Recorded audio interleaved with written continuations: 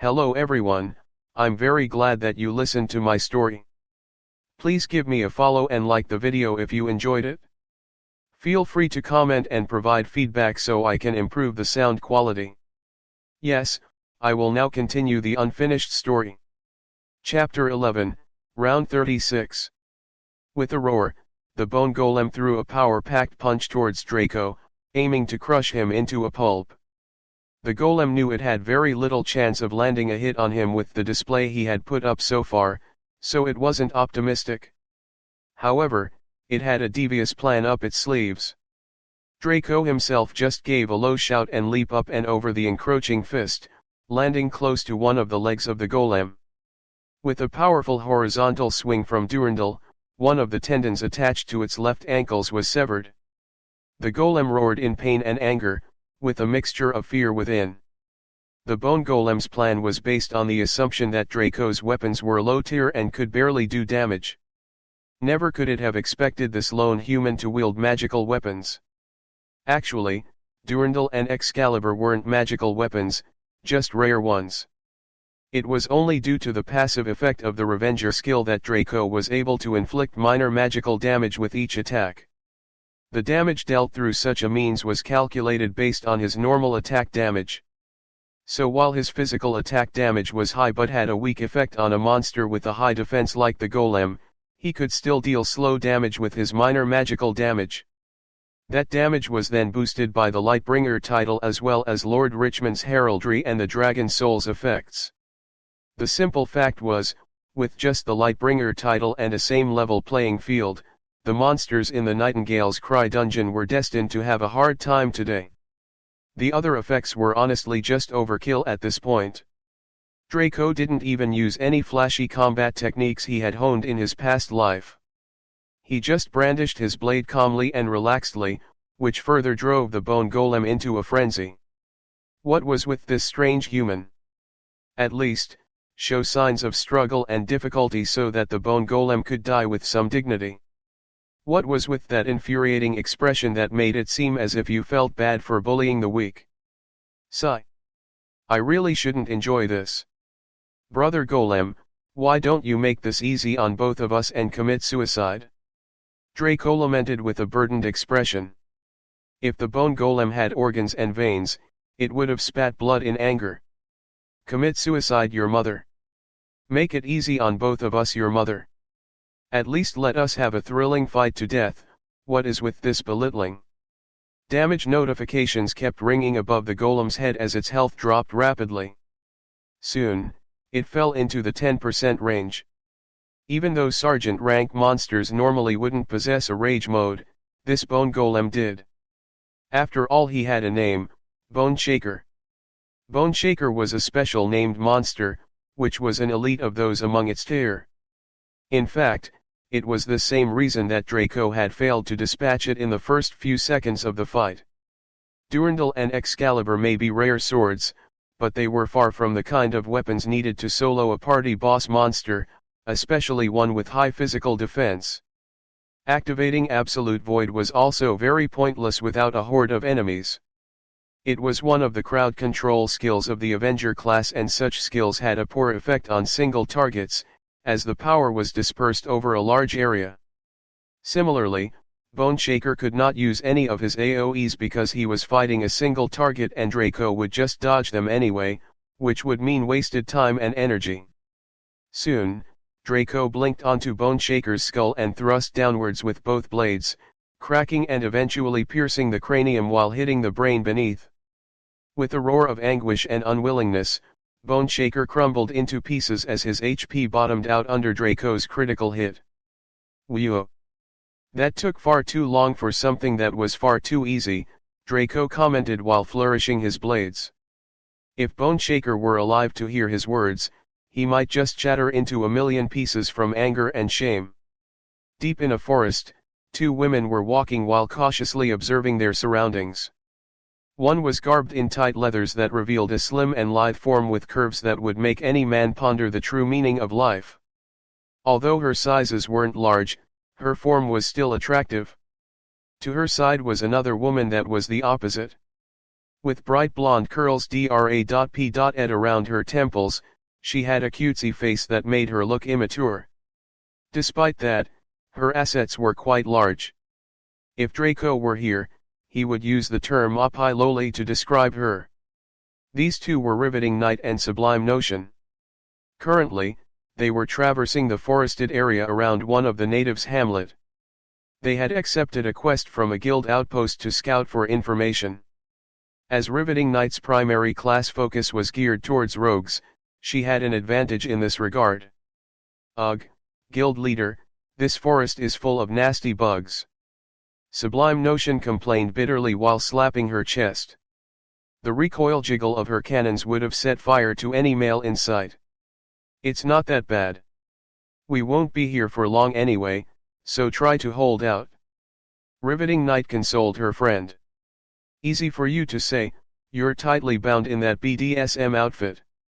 Riveting Knight blushed and flicked her friend's forehead. It's not BDSM. Teehee. You can hide your true nature from others but not me. If you don't like being bound, why would you wear something that tight? Riveting Knight sighed in exasperation. This was not the first time she had faced this accusation, and frankly, it was pretty annoying to have to say the same thing over and over again. It's form-fitting, allows for swift and easy movement while providing some modic U.M of defense. Need I say more? Riveting Knight answered sullenly. Sublime Notion simply smiled smugly and refused to answer. Riveting Knight gnashed her teeth, feeling as if her friend had won over her in some way or form. She made a vow to punish her when they returned to the university. Wait. Suddenly, Riveting Knight stopped and became wary. She had played countless new wave FIVR games and had always stuck to the same rogue class, so she had developed a sharp sixth sense outside of her class-based skills. She could tell that their situation had suddenly changed at some point during their argument. What's wrong? Sublime Notion knew her friend's sharp instincts were never wrong, so she immediately complied and halted her steps. She also clutched her stave warily, checking her surroundings but failing to notice anything. We are being watched. Riveting Knight's eyes glowed under the darkness of her hood, her focus engaged towards a certain direction. In reply to her words, a raucous laugh erupted as a group of men and women emerged from the forest. They were all dark-skinned and tall, dressed in a mixture of animal skins and khaki. They wielded a variety of weapons, from spears to swords and even daggers. Surprisingly, there was no archer among them. What a sharp woman! Shame you chose the wrong side to fight for, one of the men in the lead spoke in a mirthful voice, as if this was a joke. Riveting Knight remained quiet, contemplating their chances. However, the same couldn't be said about Sublime Notion, as she immediately began mouthing off. Humph, as if you can do anything to us. Don't you know we are immortal adventurers? You can kill us today, but we'll return tomorrow with 100 more of us to destroy you all. Her vicious words seemed to have an effect on them as their expressions changed greatly. If there was one thing the NPCs of Boundless feared more than the gods, it would be their chosen ones, the immortal adventurers who could almost infinitely return from death. The NPCs only tolerated them because the gods had mandated it to be so. Besides, with the sheer number of immortal adventurers entering their world every day, it wasn't feasible to incur their hatred by suppressing them. Especially the indigenes. They had all the more reason to be wary of immortal adventurers, given that almost everyone coveted their land. If those forces teamed up with them, their outcome wouldn't be pleasant. And it could easily start with the deaths of these two. Realizing that, the one who spoke had an ugly expression on his face, as if he had swallowed a bitter pill. His allies also glared at Sublime Notion, who had a smug look on her face. If there was one talent this cutesy big B.R.E.A.S. Ted girl had, it was the ability to infuriate people. You might be right, but such a scenario requires something first. The dark-skinned leader stated coldly. Oh? What would that be, savage? Sublime Notion asked with a mocking tone. With a wicked smile, he leapt forth with his arms outstretched. "You'll need to die first." Sublime Notion's blood froze as she failed to understand his words. She thought he was attempting to actually kill her and she stiffened in fear. She made all that big talk, but it was mostly a bluff. Who would care about the death of some level 4 players? However, Riveting Knight understood his words clearly. With a swift motion, she performed a flawless front flip and landed behind one of the women spectating the whole thing. Before she could even cry out, her throat was plugged with the end of a dagger. If that were all, it wouldn't have left a scar in the mind of Sublime Notion. Within the next few moments, Riveting Knight had already rolled forward to another fellow, passing under his legs. When she climbed up and leapt towards another target, that person realized that his stomach area seemed a bit loose. It's very hard to describe the feeling of looking down to see your own intestines flopping out of your abdomen. In just a few seconds, 2 members of the natives group were dead and Riveting Knight was speeding towards her next kill, who was hastily trying to put up his defense. They didn't expect these women they thought to be victims to suddenly launch a vicious attack. They had them trapped and boxed in. In such a situation, they should have been thinking on how to escape or plead, not commence a fight to the death. Suddenly, the rude girl's words from earlier reverberated in their minds. They may die, but they could easily return and hunt them down. Suddenly they understood. In the world of Boundless, most combatants would do everything to protect their lives and retreat when necessary. These young fighters had yet to see a situation where someone would carelessly throw themselves at the enemy just to take them down. It would be one thing if it was a desperate last-ditch effort from Riveting Knight before she died permanently, but she would resurrect with barely any strength lost. In this fight, they were disadvantaged from the start. With this in mind, they didn't try to fight back surprisingly. Instead they focused on making an orderly retreat. Even with Riveting Knight's skill, she couldn't prevent them from leaving. Heck, if they decided to fight back, she'd barely be able to get an extra kill in before she was vanquished. She only got this far due to her skill and the element of surprise. The one who had leapt at Sublime Notion had a dangerous look on his face. Trapped between a madwoman and her foul-mouthed friend, he made the obvious choice and rushed at Sublime Notion, who was still dazed from Riveting Knight's sudden brutality. She felt like this was the first time she was getting to see her friend who she had spent almost all her life with. This sudden lapse of attention would have been fatal for Sublime Notion had her assailant not keeled over right in front of her, his arms mere inches from her body. Sublime Notion was startled by his sudden fall. He was just about to attack her, so how did he suddenly become unconscious? The answer lay in the nape of his neck. One of Riveting Knight's daggers had embedded itself accurately in his spine, killing him instantly. A golden glow surrounded both their bodies as they both leveled up from the kills. This fact snapped Sublime Notion out of her daze as she stared at her friend with a complicated expression. They may not be from Draco's timeline where NPCs were on the same tier as humans, but they could hardly distinguish the difference between them and real people. That was the reason why Sublime Notion had frozen up suddenly. After all, she was still a combat expert of Darkrow, so had it been a monster, she would have sneered and counterattacked. She had also partaken in PvP, so a person attacking her wouldn't have scared her, but PvP usually meant that the loser can respawn from death. The fact that he had one life meant that killing him was similar to killing a real person, so she hesitated. Riveting Knight, however, hadn't paused for even a second. Killing 2 of them in a surprise attack was worrying but understandable, yet what made Sublime Notion cold inside was the death of the last one, the leader.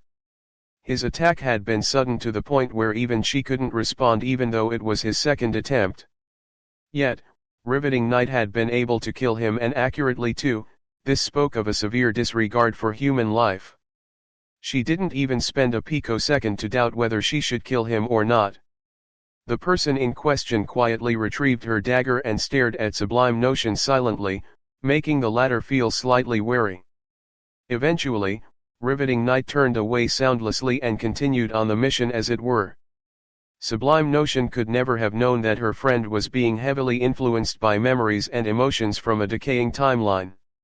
If Draco had become a heartless monster that seeped his hands in blood as a mere vice guild leader of Dark Row, how could the guild leader be any different? Draco sighed as he stared at the remains of various monsters around him. He was currently going strong at the 35th wave, easily breaking the AI's standard record and setting a new one. After every 4 rounds, a sergeant rank bone golem would assault him, but unlike the first round, their numbers increased linearly upon each instance. The last one had him fighting against 8 of them at once, which was considerably taxing even with his level of skill. Draco felt that he had a lot more work to do. Soloing 8 sergeant rank monsters and thinking you could do better. Just die bro, we all hate you. The 36th round would be his breaking point, he guessed. Against 9 of the bone golems, he doubted that he could win unscathed. At best, he could aim for mutual destruction. Without fanfare, 9 hands burst out of the earth and clamored to raise an equivalent amount of huge monsters from it. When the 9 bone golems stood arrayed around Draco, his face became solemn. Yet, even though the round had started, the monsters had made no move to accost him. In fact, a few of them were trembling slightly. This was because the AI used the same scripts for bone golems that had died and resurrected. In other words, aside from the new bone golem that joined in this round, the previous 8 were all those Draco had managed to kill. The newer ones were slightly apprehensive due to Draco's power and speed in defeating them earlier, but the ones who had seen him for more than 5 rounds were trembling in fear. The first one from the 4th round was particularly damaged mentally and emotionally, never to be confident against humankind again. Draco was like the boogeyman to it and it couldn't muster the will to attack. After being destroyed 8 times, it had lost all hope. The new bone golem noticed its brother's fear and worry, leaving it baffled. What on earth had this tiny pipsqueak done to them to make them feel like this? Each new bone golem was slightly stronger than the last, so the previous 8 turned to the new one with pleading eyes. Some form of communication was occurring between them. Big brother Golem 9, you must avenge us? We have been bullied by this evil human the past few fights. What? How come? Tell me everything little brothers, big brother here will make sure to alleviate your pains. Little brother Golem 1 would be the best candidate to explain. Soon, all the bone golems turned to Golem 1 and sought an explanation of the human's past deeds. After remaining silent for a few seconds, Golem 1, Bone Shaker, burst into tears and tried to explain everything through traumatized sobs. Seeing this, Golem 9 was shocked, then angered. How dare this puny little vermin degrade his brothers to this extent? Even though Golem 2 and Co weren't in tears, they didn't look too far off. From this, it could easily be seen that Draco had bullied them thoroughly. With a piercing roar, Golem 9 swung its arm towards Draco furiously. When it crashed on the earth, it formed a crater far larger than the one Golem 1 had caused. Its speed was also exponentially higher than that of its brothers, so it was confident the human had been crushed into meat paste. In fact, Golem 9 was surprised. From the way its brothers were behaving, it expected a grueling fight. This was too easy, wasn't it? However, when the dust cleared, it saw that its hated target was lazing around on its fist. With a smirk, Draco pointed at it and spoke in a mocking tone. Haha! What a loser! You should go home and drink milk to buff up your calcium, bonehead. Maybe then you might be able to hit my shadow. These were the same words uttered to Golem 1, and Draco had repeated it for each one of them. Unbeknownst to Golem 9, these words would herald a period of intense trauma for it. Chapter 12, Shocking the World. Congratulations on completing Nightingale's Cry Survival Mode. Time elapsed, 2 hours 9 minutes and 12 seconds. Enemies killed, 1,346. Bosses killed, 45. Rounds completed, 36. Team deaths, 0. Team members, 0. Assessment, SSS. 4400% EXP. Epic Treasure Chest X2. War Maniac Pavilion Recommendation Letter. Unique Quest, Flora and Fauna. Draco emerged from the entrance of Nightingale Cry's dungeon while sighing with regret. That last round against the 4 bosses was his ceiling for now. It was not that his skills couldn't match up, but his weapons and equipment were trash. His armor was still the basic one from the starter pack, and even his rare swords weren't that great, despite their symbolic names. Dealing low damage like that tired him out to the point where his stamina got depleted and every swing after that consumed health.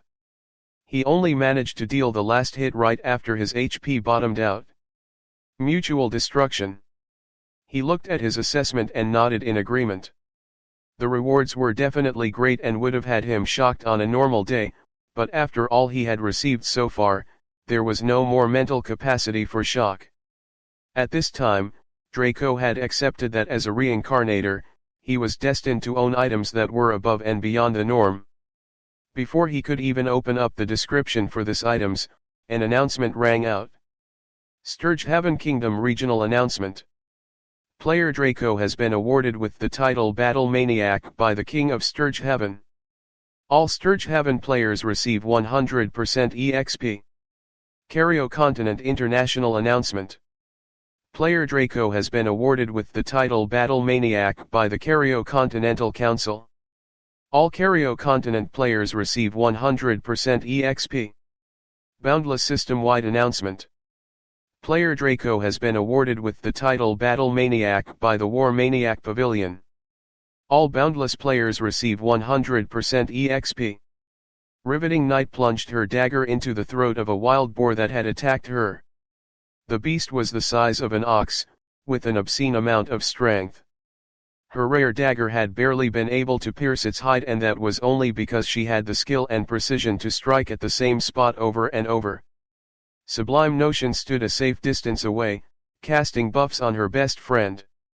Due to Riveting Knight's insane skill, she hadn't been hit once, so Sublime Notion was able to save mana.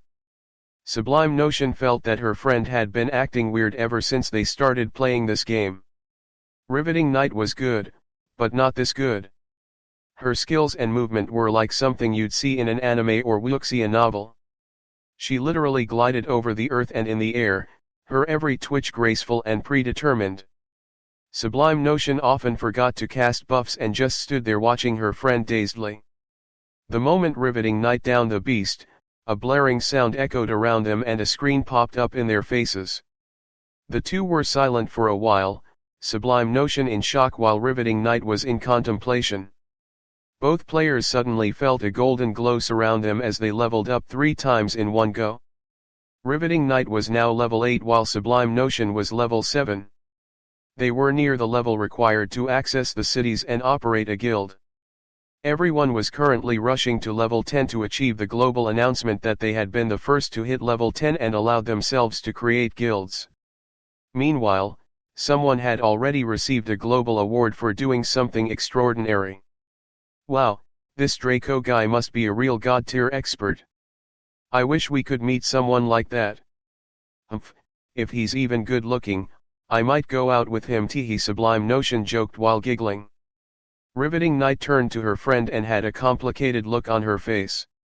How was she supposed to explain that the one who achieved this was the same guy she looked down upon, as well as the one who led them to this gold mine? A man fully encased in black obsidian armor walked along the forest pathway stately, his armor clinking ominously. He was around Draco's height and had a compact yet muscular form, to which his armor clung tightly. Yet, he was able to move easily as if it were simply a second skin. His eyes glowed green from within his helm, giving onlookers an eerie feeling. He wielded a humongous greatsword on his shoulder, with a bizarre rectangular shape. Author's note: his sword is like that of Cloud from FF and he looks like a cross between i.imager.com/jkb5qpv.jpg, i.imager.com/bkxf9xc.png, and i.imager.com/520y66.jpg. Suddenly, a blaring sound echoed around him and a screen popped up before him. He suddenly stopped and stared at the notification without moving an inch. Whole minutes passed while he simply stared at the announcement, as if in a trance. As suddenly as he entered it, he snapped out of it and his green eyes glowed brightly. Draco. His voice was inhuman and metallic, grating on the ear. He turned to the west, towards Sturgehaven Kingdom. After hesitating for a second, the Dark Knight decided to walk in that direction. All the while, a golden glow surrounded his body 3 times. Draco himself was astounded. What kind of shitfest was this? He didn't want to be publicly recognized until he had a solid foundation against players. While Richmond gave him protection from NPCs, he still had his own kind to worry about, not just in the game but in the real world too. Just when he was about to blink away and find somewhere to hole up for a bit, a golden glow surrounded him and burst out a dazzlingly light all around, gathering everyone's attention to him. His level rose crazily until it stopped at a whopping 52. That was to say, he already reached the threshold for rank 2 after just one foray into the dungeon. Draco was as baffled as those who were around him. The thing was, there were a myriad of factors going into it. The AI only factored in equipment and weapon levels, player levels, enemy levels, rounds completed, team members who survived till the end, team members who entered in the instance and the amount of enemies and bosses killed. The simple fact was that Draco had gone above and beyond what the AI assumed a single player could in that instance. After all, the skill required to reach just round 15 needed at least 20 high-level god-tier experts with perfect teamwork and the right weapons, all of which Draco did without and even surpassed. As such, his rewards were multiplied exponentially until it reached where it was. Even the NPCs of the world were astounded, awarding him a global title. Like the Lightbringer title, Draco had never heard of something like this in his past life.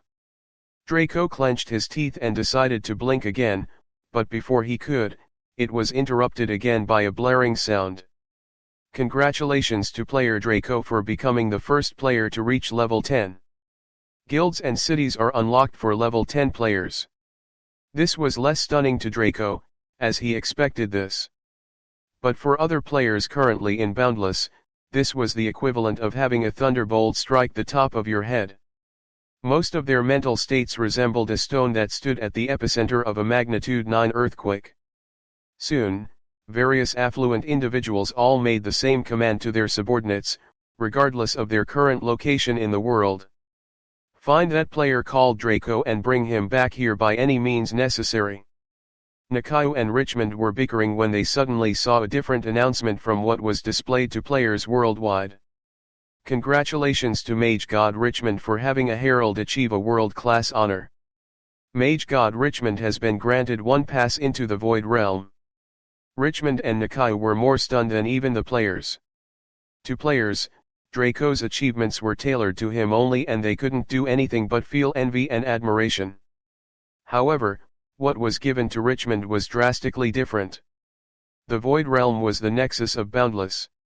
In other words, in order to access different segments of Boundless like the Wuxia section, the superhero section, the cyberpunk section among others, one needed to pass through such a place first. Various worlds have been created and promoted by the AI with the Western fantasy being the most prominent and hegemonic. However, to people who have reached the cap in one world, the only way to progress further would be to migrate onto another and start over, gathering the unique skills and abilities of that world for your own. An example was Nakayu himself. He was a pinnacle tyrannical existence in the Xiangxia world that traveled over to enhance himself. Even though he was vastly weaker than Richmond and the hidden powers, his cultivated skills from his previous world hadn't changed. That is to say, if Richmond could cast a fireball the size of a mountain in this part of the world, he could do same in another part, although with a slightly weaker effect. Its effect for NPCs at Richmond's level was the same as receiving a divine treasure chest to players of Draco's level. Receiving a pass for doing absolutely nothing baffled Richmond and Nikaiu, for they knew the only reason he decided to protect that lad was his own whim. Who could have foreseen that such a windfall would occur? Suddenly, Richmond burst into vigorous laughter. Ha ha ha. I knew it was a good idea to protect that lad instead of antagonize him. Truly one reaps what they sow. Ha ha. Richmond was so pleased his eyes were forming crescents. This reward was something he had long sought after but had given up upon, hence his worldly seclusion. But upon involving himself with some random lad, he struck gold. It was almost too good to be true. Ha ha, brother Richie, it's so good to see that your disciple is treating you well. Suddenly, Nikaiu's voice cut into Richmond's happy time, making the latter frown warily.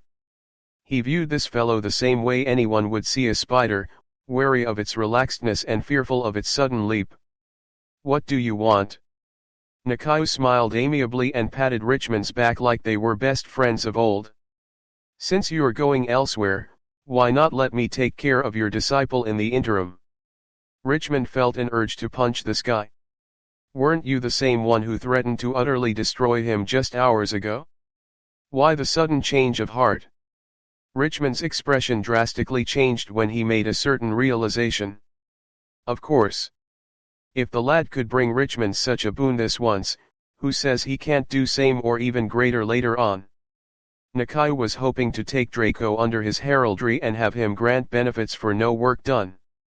Richmond snorted unkindly and pointed to the exit of his glade. Out with you. I need time to consider your proposal. Ha ha, of course brother Richie, I understand. Just let me know when you've made your decision.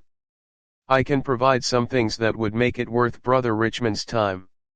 Nikaiu heaped promises upon promises with every step he made, all of which Richmond duly ignored. What a joke. Any fool could see that Draco was a gold mine that would bring Richmond endless benefits. Why should he give him away? Besides, he had spent countless centuries waiting for a chance to get a void pass, he could wait a few more. Only the heavens knew how much Draco could bring him in that time. Draco blinked into his cave hidden in the outskirts of the War of Attrition. With a sigh, he sat down and tried to parse everything that had happened through his mind. He shook his head and felt like he had really overdone it this time. In his past life, soloing a dungeon of this level to such an extent was doable by most god-tier experts after years into Boundless. After all, they had all acclimated to the combat system and gotten familiar with monsters' weakness and combat habits. However, he failed to account for how outstanding it would be for experts of this timeline. It had only been one day since immortal adventurers had dropped into this world, yet he had achieved such an amazing result that even the most powerful faction in the game had given him a title and recommendation letter to join them. Sighing, Draco opened the descriptions for the rewards he received minus the epic treasure chests. Battle Maniac, Special Rank. 75% discount on all weapons and armor. 25% discount on land and materials. Access to the battle stadium. War Maniac recommendation letter, quest item. Allows user to take the War Maniac Pavilion test for the unranked warrior position. Flora and fauna, unique quest. Description: there have been strange mutations in the environment around the 4-Point Valley. Investigate and report to the Duke of Farst. Rewards: reputation, gold, epic treasure chest. Draco sighed with mixed emotions. Even as a pinnacle existence in his past life, epic treasure chests were relatively hard to come by. Yet here, he was receiving them as if they were droppings from a pigeon. On that note, he checked his surroundings to make sure it was safe. Then he decided to get it out of the way and open the treasure chests before him. A bright glow surrounded the cave, but didn't leak outside and light up the horizon like the legendary treasure chest had done. This was why Draco could afford to open it in his hideout without much thought. Please be a weapon or armor. Those are what I need dearly right now.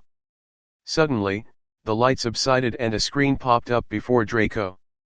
Congratulations on opening, Epic Treasure Chest X2. Fire of War. Guinevere's necklace. Draco titled his head at the items in his hand. One was a crimson ruby while the other was a necklace. He had rough idea of what the first one was, but not the second. He decided to check their item descriptions. Fire of War, fusion item. Rank, Epic. Passive 1, Forging efficiency. The success rate of forging for all items is raised by 20% regardless of rank. Active 1, Warmonger. Activating this skill allows the user to merge with the Fire of War, boosting damage by 100% for as long as there is stamina to burn. No cooldown. Description: this is a flame that was birthed due to the presence of war, a legendary mystic flame born from the collective force of human consciousness. Ranked number 9 out of the Great 10 Mystic Flames. Guinevere's necklace, ornamental item. Passive 1, Regeneration. Possessing some of Guinevere's aura, this item increases health and stamina regeneration by 20%. Active 1, On Glory's Wings. Activating this skill allows the user to summon the Knights of the Round Table to fight for him for 1 hour. Knights have a rank cap of player rank plus 3. Cooldown, 7 days. Description: this necklace was bestowed onto the legendary dragoness Guinevere by King Arthur, which she treasured greatly. It contains some of her aura. Further abilities can be unlocked by sacrificing experience points. 0% of 30,000% needed to upgrade to legendary rank. Chapter 13, Sasha. An upgradable item, huh? Draco observed the necklace with interest. Normally, his jaws would have dropped and his mind would have shattered, but no more. Really, what could top climbing 40 plus levels after one dungeon run? Though, Draco shook his head internally. It was almost like the AI predicted his actions, thereby granting him appropriate rewards to curb the eventual consequences. Namely, his drastic level increase. Draco understood the need for balance keenly. He was already overpowered to everyone within his rank, and he had suddenly jumped 2 ranks above the player population. Even with its stoic nature, the AI understood that it probably had to present Draco with an item that could balance his level with his peers while still being beneficial to him. Hence, the necklace. But still, Draco felt his eye twitch. A whole 30,000% requirement of experience points. He had only gained 4,400% on a fluke. If 4,400% experience points represented 44 levels, then 30,000% represented 300 levels. Hell, even a pinnacle existence like Richmond was only level 397. He hadn't reached the cap that was 400 yet, so what was this damned AI trying to do? Feeling disgruntled inside, Draco let it be and decided to make things easy on the AI. After all, unlike the average noob, Draco understood this game's mechanics better than anyone else. Hell, the AI could give him a part-time job as its assistant. Accrual of experience points was always relative no matter the situation. For example, if Draco completed the War of Attrition at level 52, he'd be lucky to get 20% worth of experience. However, at his previous level 8, he'd easily plunder more than a 1000% plus worth of experience. It was simple logic and every gamer understood this rule. The higher the level, the lower the experience gain for the same event as a lower level player. His bestowment of 4,400% was proof of that. In other words, should Draco continue completing those special quests that only he as a reincarnator knew, he'd be able to dump excess experience into this necklace, simultaneously keeping him within the same realm as concurrent players as well as slowly but surely producing a powerful legendary item. Killing 2 birds with 1 stone easily, everything in this situation was to his benefit. What made Draco feel wary was that this was all planned by the AI on the spot. Man can never overcome the rationality and efficiency of machine. With a sigh, Draco dumped exactly 4,200% experience into the necklace, bringing him right onto 0% of level 10. It was no real loss to him as his class and attributes points hadn't been allocated. This wasn't because of a function of the game itself, rather Draco realized it was the AI's meddling again. It knew the choice he would make, just not how far down he would bring his level. So it withheld the class awarding back until after he had made his decision. Allocating his final attribute points, Draco felt his strength surge and his mind calm sharply. His body was covered in a golden cocoon, like an embryo in the womb. With loud fanfare and bright golden lights, he emerged from his shell with a much more toned and refined body. Draco flexed his muscles and felt himself up while smiling relaxedly.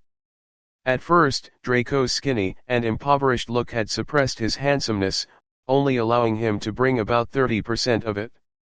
With this upgrade, he could now bring out almost 50% of his peak charm. After all, looking at woman of riveting knight's level, would she settle for a mere Draco in his past life even if he had great talent? At best, she would take him as a confidant and close friend, not enter a full-blown relationship. If before, one would look at him twice and remark that he was worth a chat, now they would be hesitant to approach him, wondering if he was some noble young master. Draco decided to open his character sheet before dealing with the fire of war and Guinevere's necklace. Class, Avenger, Optimal. Rank, Adventurer, 1. Level, 10. STR, 5. Dex, 15. SPR, 10. His meticulous allocation granted him a special perk, the optimal categorization. Also, his character sheet now displayed his ranking. After all, before level 10 players were nothing more than babies in the cradle. Until they hit rank 1, certain things won't be allowed them or even displayed. As it stood, Draco could now create a guild. Obviously, doing so would create yet another system-wide announcement. After the damage he had caused so far, he was understandably hesitant to start another uproar. On that note, he could allow someone else to take the credit. He wasn't planning on creating a guild just yet. First, his mission was to acquire land in a resource-heavy area outside of the jurisdiction of the kingdoms and empires. That was the only way to become a tyrant at this early stage. This was exactly why he was bothering with the war of attrition. Speaking of the war, he surmised it was about time he made an appearance and gave both sides a little push.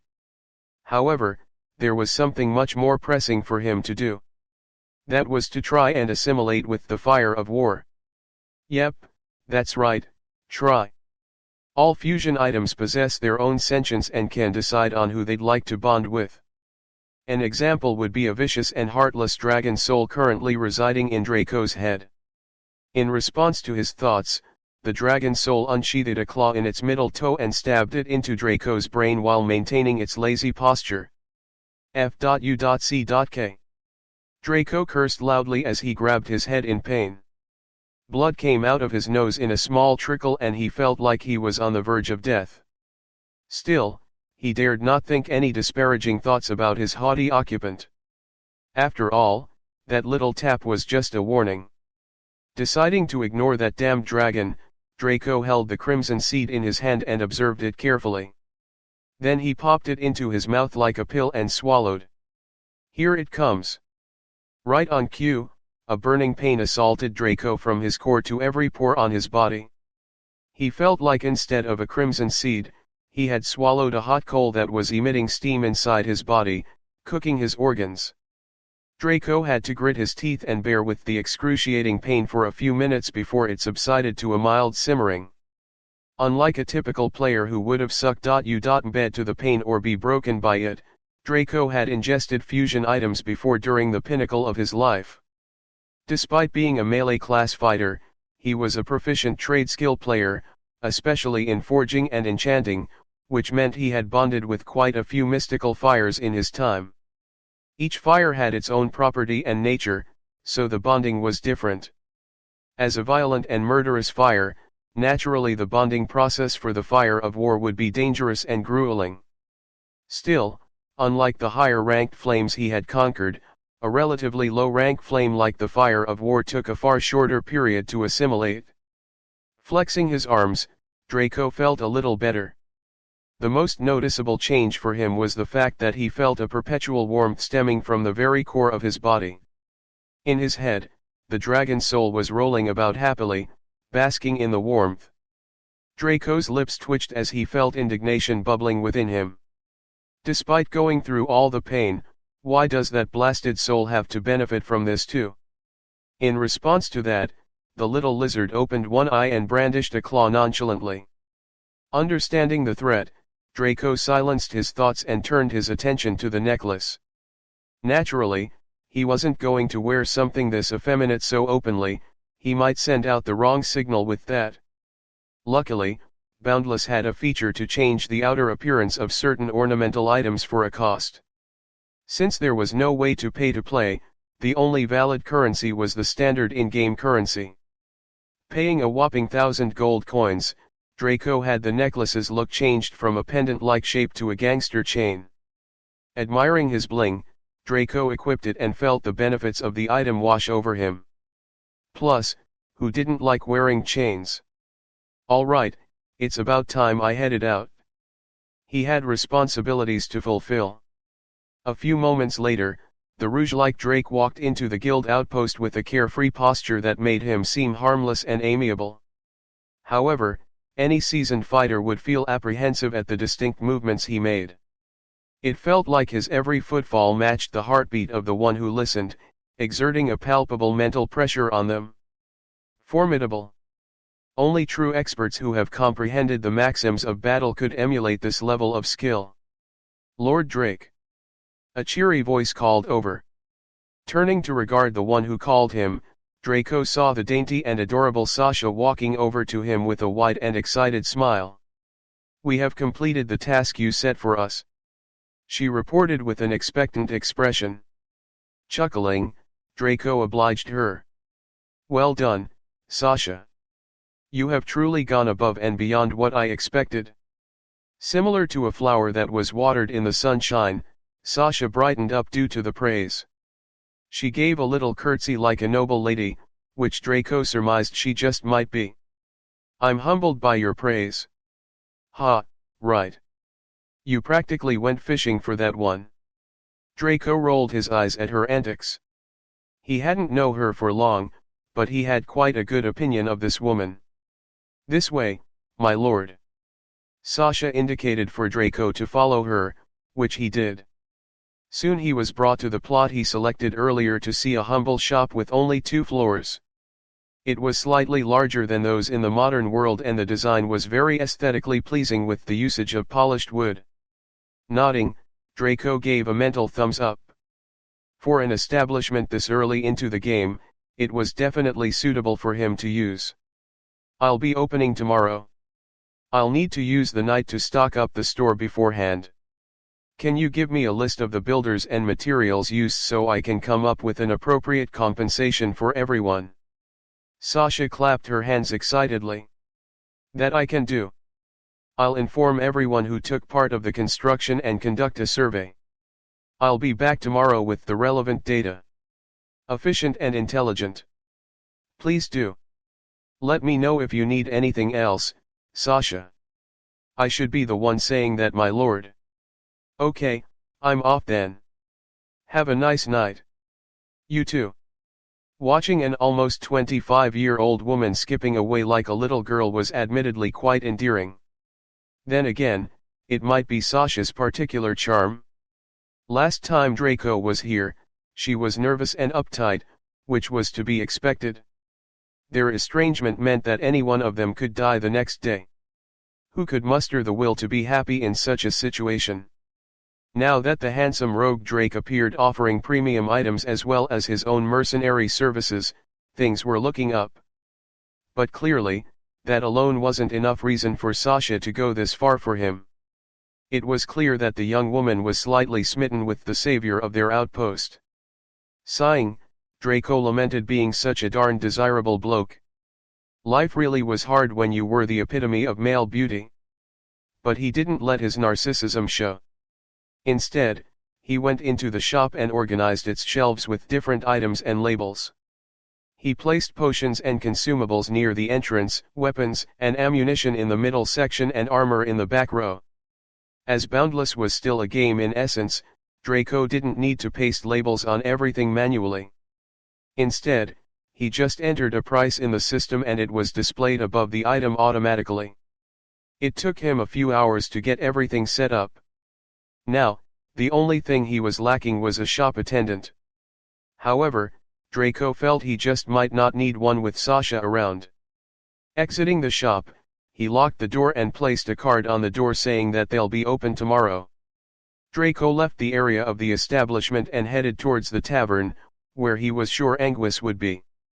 Entering the building, he noticed it was heartier than before with far more people patronizing it. It seemed that Draco's decision to supply these people had a positive effect on everyone, not just Sasha. Seeing the man himself enter the tavern, many people made a toast to his health and even some of the girls among them offered to dance. Smiling amicably, Draco denied them gently, saying that he needed to meet Anguis. He was directed to the back room, where a long table stood with a map pasted onto its surface. Apart from Anguis, there were a few other young men who were gathered in this room, aside Sasha. Anguis. Draco called out to the leader of the outpost casually. "Ah, Drake. Welcome to our humble planning room. By the way, how exactly did you get in?" Anguis asked with a skeptical frown. "Brother." Sasha chided, smacking his arm. Turning to Draco, she gave him a smile that could melt the heart of a lich. "Welcome Lord Drake. Please have a seat so we can discuss our plans moving forward." Draco was about to seat himself and ask if there was any work available for him, but one of the fellows suddenly snorted and pulled his chair away. Draco paid no heed to this childish act and simply rolled to his feet from his squatting position. A sudden silence descended on the room as a palpable tension brewed in the air. Anguis frowned and turned to the offender faster than Sasha could berate him. "What's the meaning of this, Tony?" he asked with a sharp voice. Tony shrugged and sneered at Draco. "We don't need some outsider to tell us what to do. We're doing fine as we are." Draco simply smiled. "Your definition of doing fine is vastly different from what I understand. Seems rather synonymous with on the brink to me." The tension heightened with those words. While Tony was generally in the wrong, Draco belittling their struggle to survive so far made all the goodwill he had accumulated for his actions dissipate. Even Anguis cast a cold look towards him. The only one unfazed was Sasha, but she was racking her mind to think of ways to defuse the situation. "All right then, you're right. We've been hovering over the gates of hell all this time." "That's an undeniable fact," Anguis admitted with a sigh. "Brother," Sasha whispered. Of all the people she knew, her brother was the most headstrong and willful, never being defeated by anything or anyone. For him to so casually admit defeat. Anguis' melancholic disposition suddenly morphed into a commanding and authoritative one. "But I won't stand for someone insulting our efforts so far, intended or otherwise hinted. We've gone through too much to be judged so easily by the outcome." Draco simply titled his head in confusion. How on earth did speaking the facts of the situation turn into an insult? "It seems like the cause of your outpost's decline and low position among the others is not the enemy, but the people themselves." Tony slammed his hand on the table. "And what do you mean by that?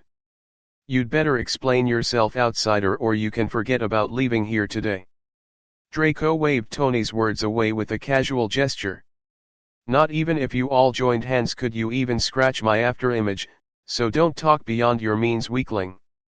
I chose this outpost to outfit because you were near the bottom rung of hierarchy and because you seemed to show promise. But looking at the leadership, I'd best retract my effort before it fails me." Everyone held their breath and most had an awful look on their faces, especially Tony. Despite harassing Draco, the simple fact was that they desperately needed his supplies. There was nothing particularly special about their outpost, and like he said, there were countless others who would welcome him. Anguis glared at Draco with disdain. I didn't think you were petty enough to abandon the needy just because someone was rude to you. Draco sneered at Anguis coldly.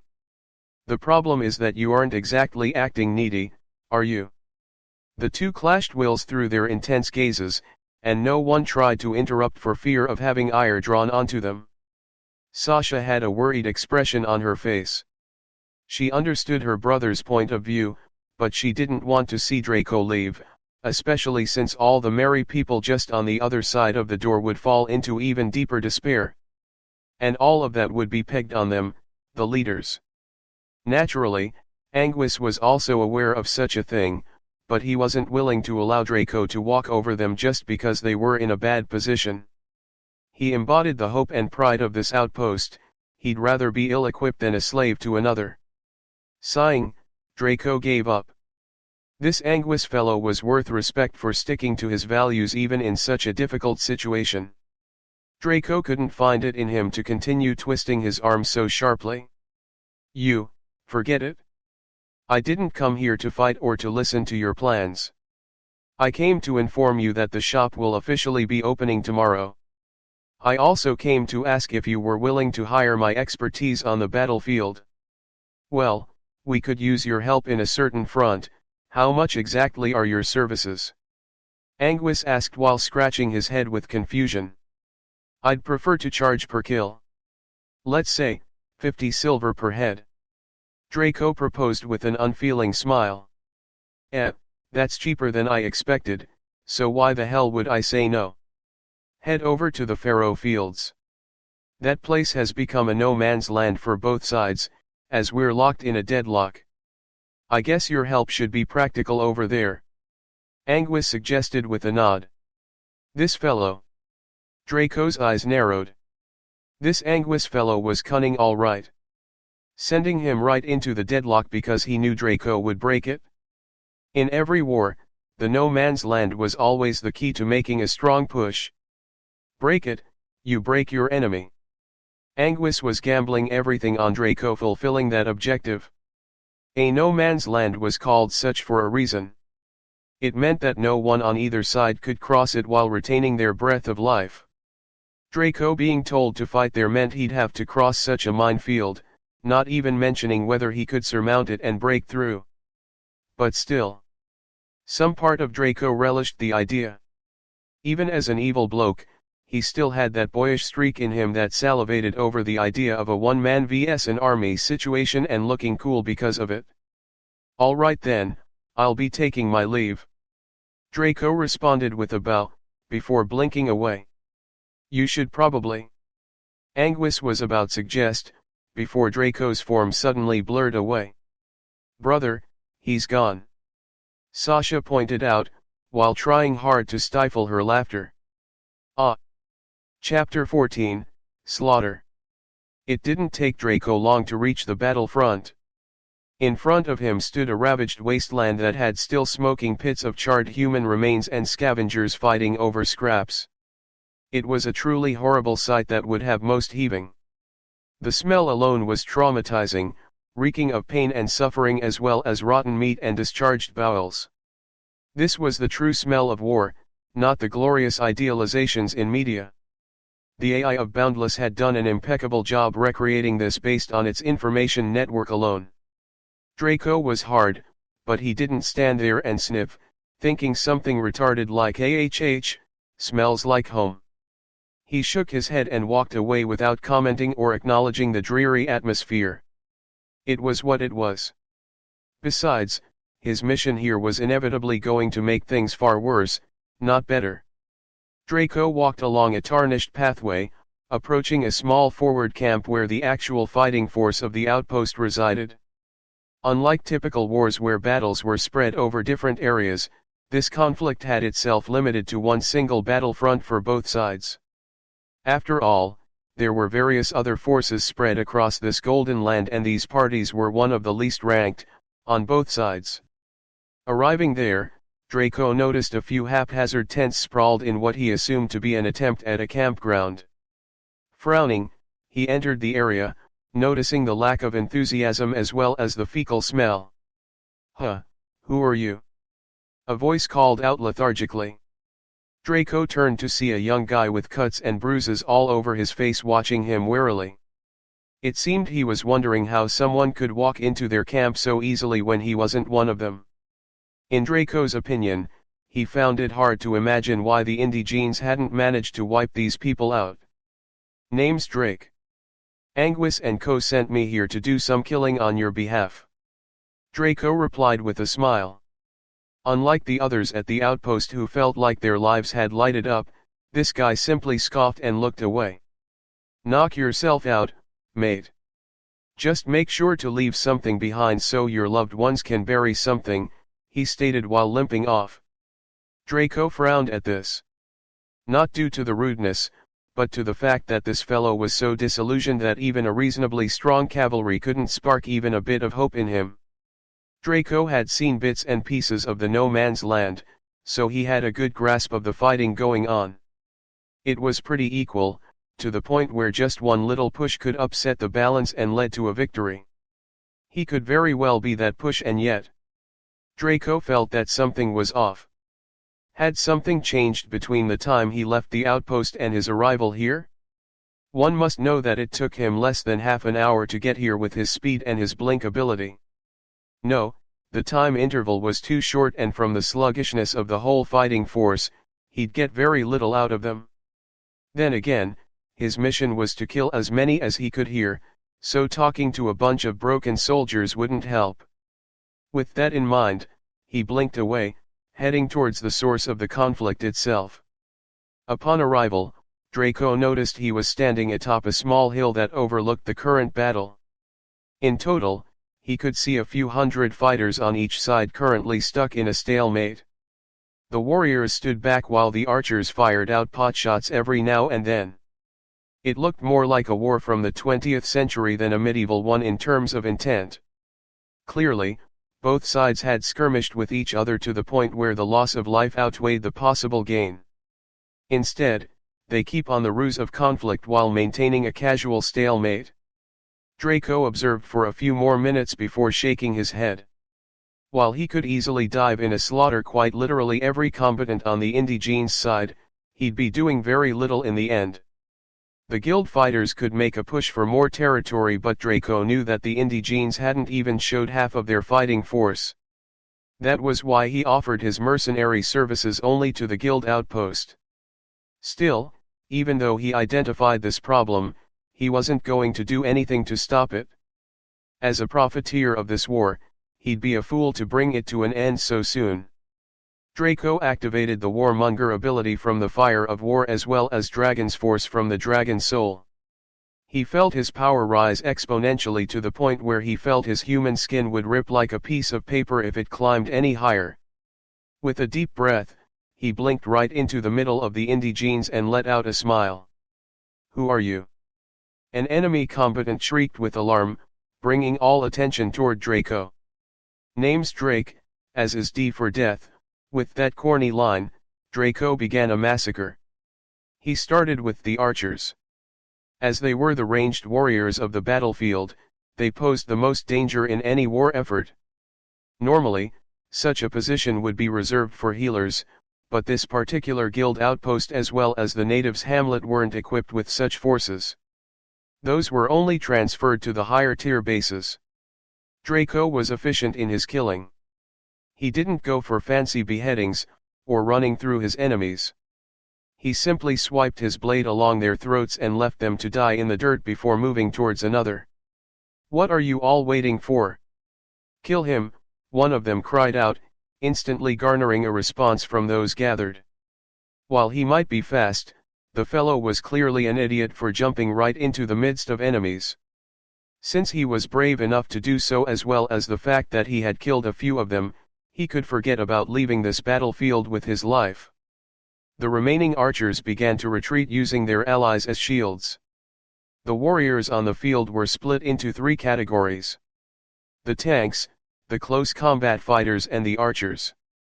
Similar to the lack of clerics, magic-based and even rarer classes were absent. In fact, they all possessed average classes and less health than a private rank monster. How could they resist a monster like Draco? He weaved through them like a fish in a pond, the color of blood and the screams of men the only indication of his trail across the battlefield. This made the hearts of the people on the side of the guild freeze in fear. They had been fighting here for more than a few months, so both sides knew the strength of each other very well. They didn't even doubt that should Draco turn on them, they'd all be wiped out to a man. A full rout. They didn't know why he was fighting the enemy on their behalf as well. A person of his level of power should have been strongly advertised to them by the guild and their own forward camp in order to boost morale. The inability to discern his goals scared them the more. The last archer was a relatively attractive female with a good body. When she saw all her comrades die in less time than it takes for water to boil, her confidence shattered as she panicked. The moment she saw Draco turn toward her and advance forward, she ripped her shirt open and tore her pants down. "PP please, big brother, this little one is a very humble and attractive girl. I am willing to warm your bed if you let me live," she proposed while her legs trembled violently from fear. Draco paused and pondered. He had to give it to her, her body was quite desirable. She had large bras.s.ts that didn't seem to want to obey gravity, as well as a small waist that funneled out into wide hips. Without even having to look behind her, it was obvious her peach would be larger than he could hold in both his hands. Some of the male onlookers on the guild's side felt a bubble of jealousy sprout in them. Unlike Draco, they all knew the female who had thrown away her dignity for her life. She was a popular member of the Indigenes force and the daughter of a high-ranking chief in their society, so her beauty and talent were obvious to see. Even on the battlefield, she was arguably one of the best archers and had taken quite a few lives. It could be seen that the only thing limiting her was the hamlet she was sent to. While the others were gritting their teeth from jealousy, Draco narrowed his eyes. Unlike the others who were easily tricked, he knew the Indigenes much better than these fighters. They were far more crafty and combat capable than the guild troops thought. There were other women in the archer squad he had vanquished, but all of them had fallen with hate on their faces and unwillingness in their hearts.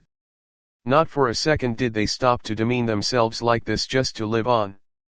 Draco kept his guard up. That was when he noticed a sharp wind coming behind, from his left. Laughing coldly, Draco blinked behind the crafty girl and observed as a sharp arrow coated with something dark black pierced someone else. Almost instantly, the fellow screamed and felt his blood and organs melt into waste. Every onlooker took in a cold breath as they came to the same realization as Draco. The bearing of tits was all a ploy. But no one was more shocked than the girl. She had signaled to one of her lackeys to shoot at Draco with a crossbow while he was distracted by her voluptuous assets. Yet not only did he resist the prize before him, he even avoided the ambush she prepared. Right now, he was standing barely an arm's length behind her with a mocking expression on his face. What a joke! If Draco could even resist the charms of a legitimate half-succubus like Zane, what right did this nameless woman have to seduce him? She was 100 years too young to think everyone thought with their genitals. She turned around with a fearful expression on her face. The difference between before and now was that this countenance was genuine. Be big. Be brother. That was. She stammered while sweating buckets. Draco made a calming gesture and smiled at her. "Shh, don't worry. I'm not going to kill you." She sighed while giving him a grateful expression. "Thank you, you won't regret it?" Draco nodded and made a swift sidestep. "I did say I won't kill you, but your own man seems to have a different idea." In his place, a second arrow coated with poison traveled ferociously and plunged into the chest of the woman. She stared at it disbelievingly, before screeching in agony as she rapidly turned into a puddle of waste beneath Draco. Draco sighed in his heart. Truly, nothing was worse than having a teammate who was a pig-headed fool. The onlookers sucked in a cold breath from the uproarious events that had occurred since this mysterious fellow jumped into the fray. With the death of the female, that was the last of the archers gone for the enemy. Even if Draco left the battlefield, the guild troops would be able to rout majority of the enemy. But Anguis had casually agreed to Draco's price per kill, probably thinking that he wouldn't do much, maybe kill one or two important characters and leave the rest to his own troops. Since the chicken had put its head on the block for chopping, why should Draco deny it the sweet release of death? Thinking like that, his body swiveled towards the remaining warriors and tanks who were all sweating buckets. They were plunged so far into the depths of fear that even their characteristic rowdy nature couldn't bring them out. To them, Draco had shifted from the form of a handsome rogue to a devil with horns and a tail. If someone told them right now that Draco was just a normal warrior with a bit of skill, they'd probably cut the person up themselves. Draco twirled his blades and jumped into the group of enemies before him, resuming a cold-hearted slaughter that would make most vomit in disgust. Unlike before where he could vanquish the relatively low defense archers with a single cut, he had to actively dismember these fighters in order to take them down. Hands, feet, torsos, heads. Each of these parts that denoted a section of the human body became decorations on the earth, as if someone had neatly split them apart in order to place them properly.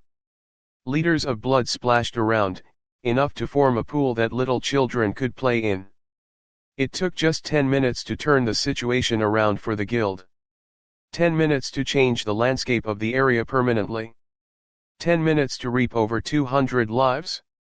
One term popped up in the heads of the guild troops spectating the events. God of Death. A being sent from the ethereal to collect the lives of the living without much resistance. Such a description fit the scenario before them perfectly. Draco felt a golden glow surround him as he leveled up from the kills. Since he had been at 0% of level 10 prior to all this, he calculated that he had gained somewhere around 178% experience points. Meaning he was now at 78% of level 11. Normally, he'd get a lot more, but the AI of Boundless cut down rewards gained from killing NPCs. No monetary or item gain and only 50% the typical experience gained after a successful kill. Obviously, the intent was to prevent madmen who seemed to think that killing NPCs was faster than killing monsters. Not only that, most of the combatants here were barely qualified to call themselves rank 1 adventurers. Most of them were still at rank 0 and the tier difference for experience as well as rewards was steep. Draco wiped the blood off his swords and sheathed them in the ether. Fortunately for early Boundless players, the AI was trying to keep things easy by introducing the player base to combat and exploration so that they could get a rudimentary grasp over the fundamentals.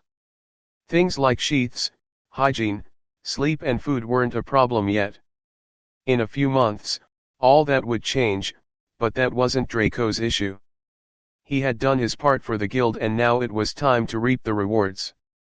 With that in mind, he turned to the guild troops with an expectant look. Unlike the praise and respect he thought he'd received, he was instead treated to fearful expressions, shaky legs and crying females. Draco was flabbergasted. Did he look like a monster that took pleasure in killing everything he could see? What Draco didn't know was that his presence was too sudden. While they held the hope that Draco was sent from the outpost, most doubted it. Why would someone of Draco's strength bother to help their shitty outpost when there were countless other ones with better resources and remunerative abilities? Draco shook his head and blinked into their midst. Before any of them could even scream in fear, he grabbed onto a random youth who was a rank 0 spearman and smiled at him amiably. What would normally put the hearts of others at ease only served to make the fellow feel that his ancestors had graced him with dogshit luck. Of all the people this monster could pick to torture, why was it him? What even infuriated the poor fellow was the look of relief on the others' faces. They weren't even trying to change his fate, opting to wait and see what would happen. Draco waited for a bit before disappearing from view suddenly, shocking everyone remaining. This was primarily because the lad he was holding onto went along with him. Brother, maybe you were a bit too rash to send Lord Drake into the battlefield. Sasha nagged with a worried expression. Sasha, he's a warrior stronger than all of us put together. He'll be fine. It'd probably be insulting to use him for meager scouting jobs like we do for the other two, Anguis responded with a patient sigh. I know but, sigh. Tony had a dark look on his face as he listened to Sasha's worries. Everyone in the outpost knew Sasha and felt something for her. For some, it was an older sister feeling, some felt like she was their chipper and cute younger sister. But for Tony, Sasha felt like his soulmate and he had done everything to show his value to her as a partner, only to be treated purely as a friend.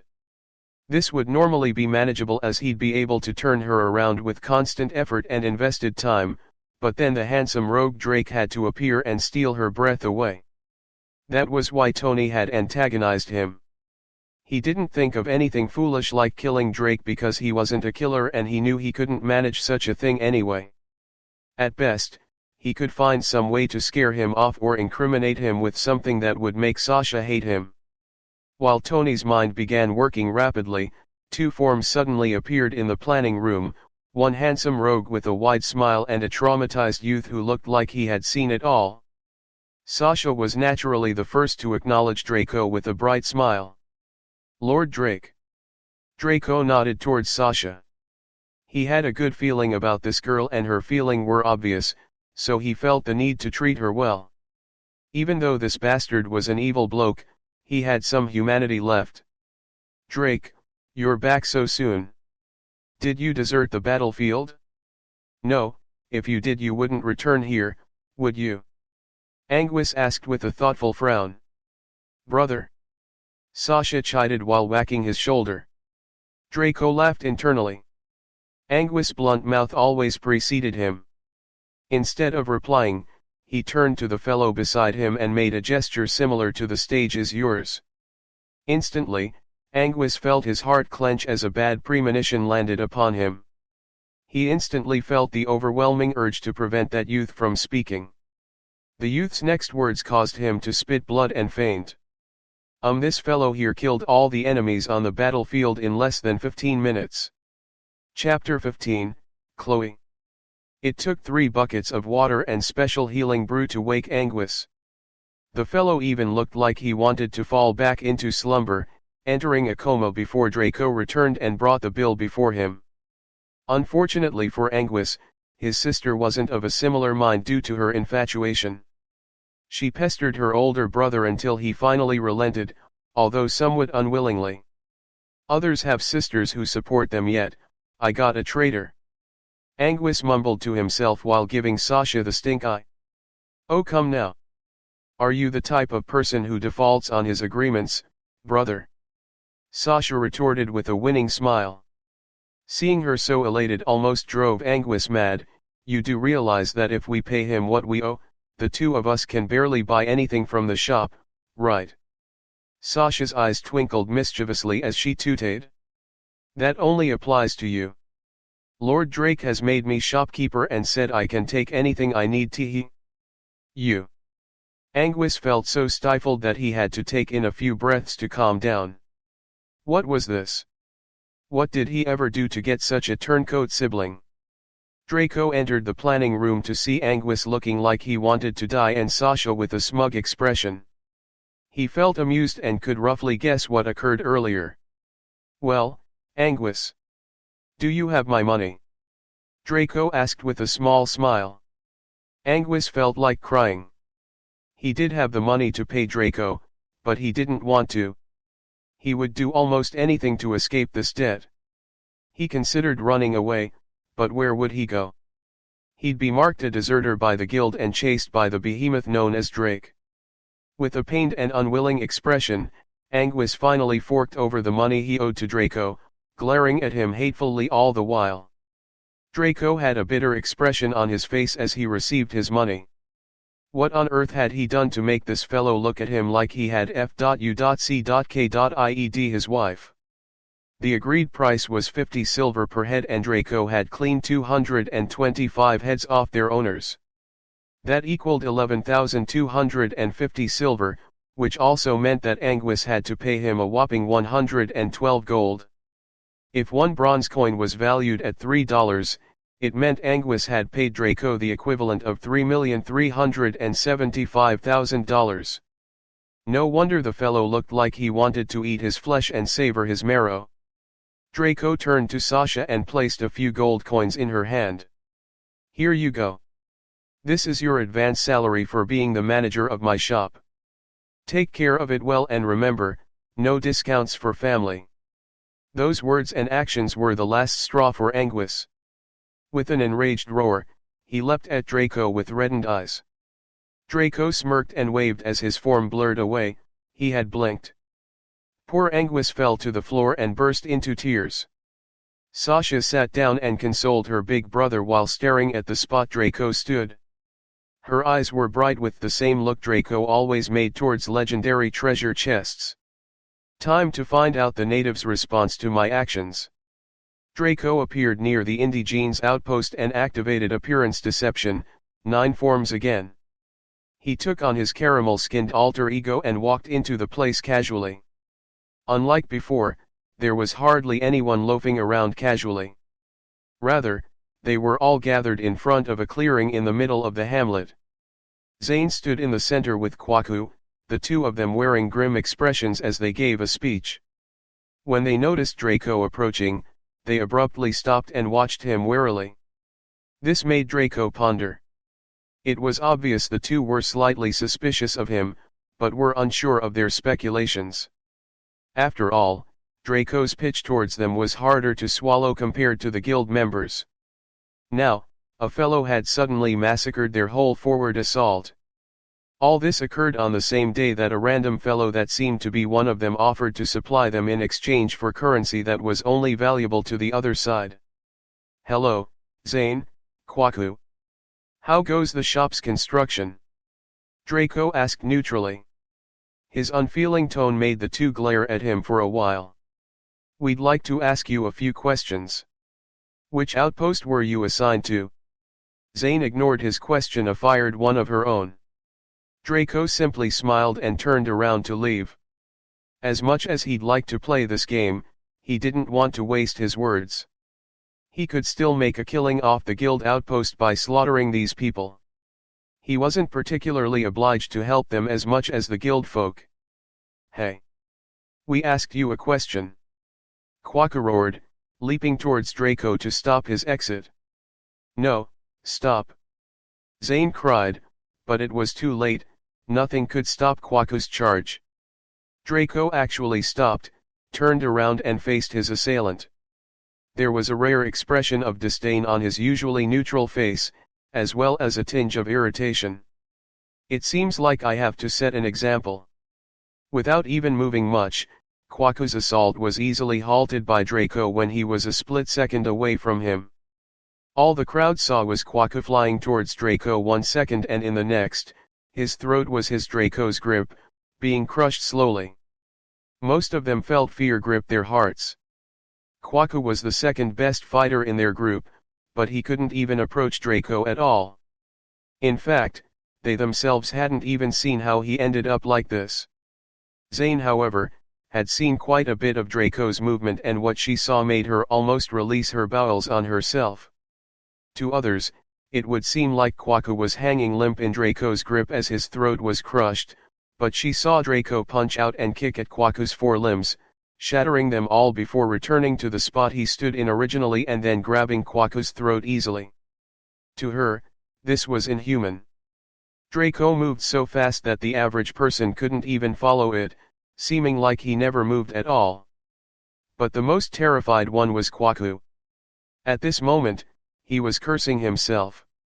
It seemed like his anger had made him forget that this fellow was the king of speed. He had easily sidestepped him when the first clashed. All he wanted to do right now was to apologize and plead or even struggle, but his limbs were dislocated and his throat was seconds away from being destroyed. The fear of death gripped his heart, and Draco's form morphed from a reasonably good-looking fellow to the form of a flesh-eating monster in his eyes. Wait. Just as Draco was about to finish him off, Zane's voice sounded in his ear as she appeared beside him suddenly. Her form was slightly different, a forked tail protruding from the small of her back and 2 horns emerging from her temples. Her fingers were also sleeker, possessing long and sharp nails. Most noticeably, Her eyes had become bright purple and radiated an ethereal charm. Her sudden presence slightly surprised Draco, but the reason he stopped was because of two things. Zane's aura was potent, and even though it wasn't effective on him, it had managed to stall him a bit. Also, he was surprised she was willing to show her true form in public. As a half-devil, doing so wasn't exactly life-threatening, but led to a lot of bullying and headache. Demons and devils were two different races in Boundless. While demons were the enemies of humankind and had a kill-on-sight relationship with all the races, devils were mostly just disliked, but not hated. Most didn't go out of their way to attack humans, but they were known to be mischievous and tricky. For example, imps were devils that stole treasure from others. Succubi and incubi were typical house-breaking devils. Brokers were the deal-makers who always scammed you in an agreement. And it was a fact that the natives were far more critical about this than even the surface kingdoms. In Sturgehaven, she might receive the occasional teasing and hard time in occupational/educational societies, but no one would lay a finger on her unnecessarily. However, in the underground world of the natives, it was very likely that she might be disowned and shunned from communities. Yes. Draco asked her coldly, looking at her as if her charm was worth dogshit in his eyes. This made Zane feel a pang of uneasiness and embarrassment. As much as she loved suppressing her devilish side, she still had the blood of a succubus and the pride of one. Seeing her charm fail to work in her true form caused her heavy emotional and mental damage. Still, she was willful enough to suppress it and put on a calm front. Please let him go. As you know from the last time, Kwaku is rash and tends to act before he thinks. He didn't mean any real harm, and you could probably tell that. There's no need to take his life. Spare him and he could become friend and a possibly useful ally in the future. One thing about succubi was that they had a very high charisma stat, so their words tended to be more sensible and appreciable by those who heard them. Even Draco acknowledged that her words were sound, high charisma or not. It wasn't like they had a death grudge. He let go of Kwaku and tossed Zane a health potion. Give him this and he'll be fine in a few minutes. Saying his piece, Draco left the village without looking back once. All those in the outpost, especially Zane and Kwaku, felt like they had lost a great opportunity to turn their lives around. Draco was a bit irritated but decided to not let it get to him. He eventually realized that since the launch of the game, it had been more than 16 hours in real life and 64 hours in-game. The time in Boundless was 4 times time faster than that in the real world, so what should have been days felt like just a single day to him. Draco opened his menu and selected the log out button, going through the dynamic animation for logging out of the game. When he returned to the real world, he took off his helmet and discovered that his body ached. That wasn't surprising to him, as he had been lying down unmoving for more than half a day. Right now, it was the early hours of morning and the moon was still up in the sky. Draco exited his bed and did a few stretches to get his body loosened up. Groaning in pain, he cleaned himself up a bit in the bathroom, donning outgoing attire as he exited his apartment. The streets were not as noisy at the city center, a few signs of nightlife in this particular district available, especially neon lights and shitty advertis.e.m.e.nts. Hey little brother, wanna go for a round? I can make you feel good.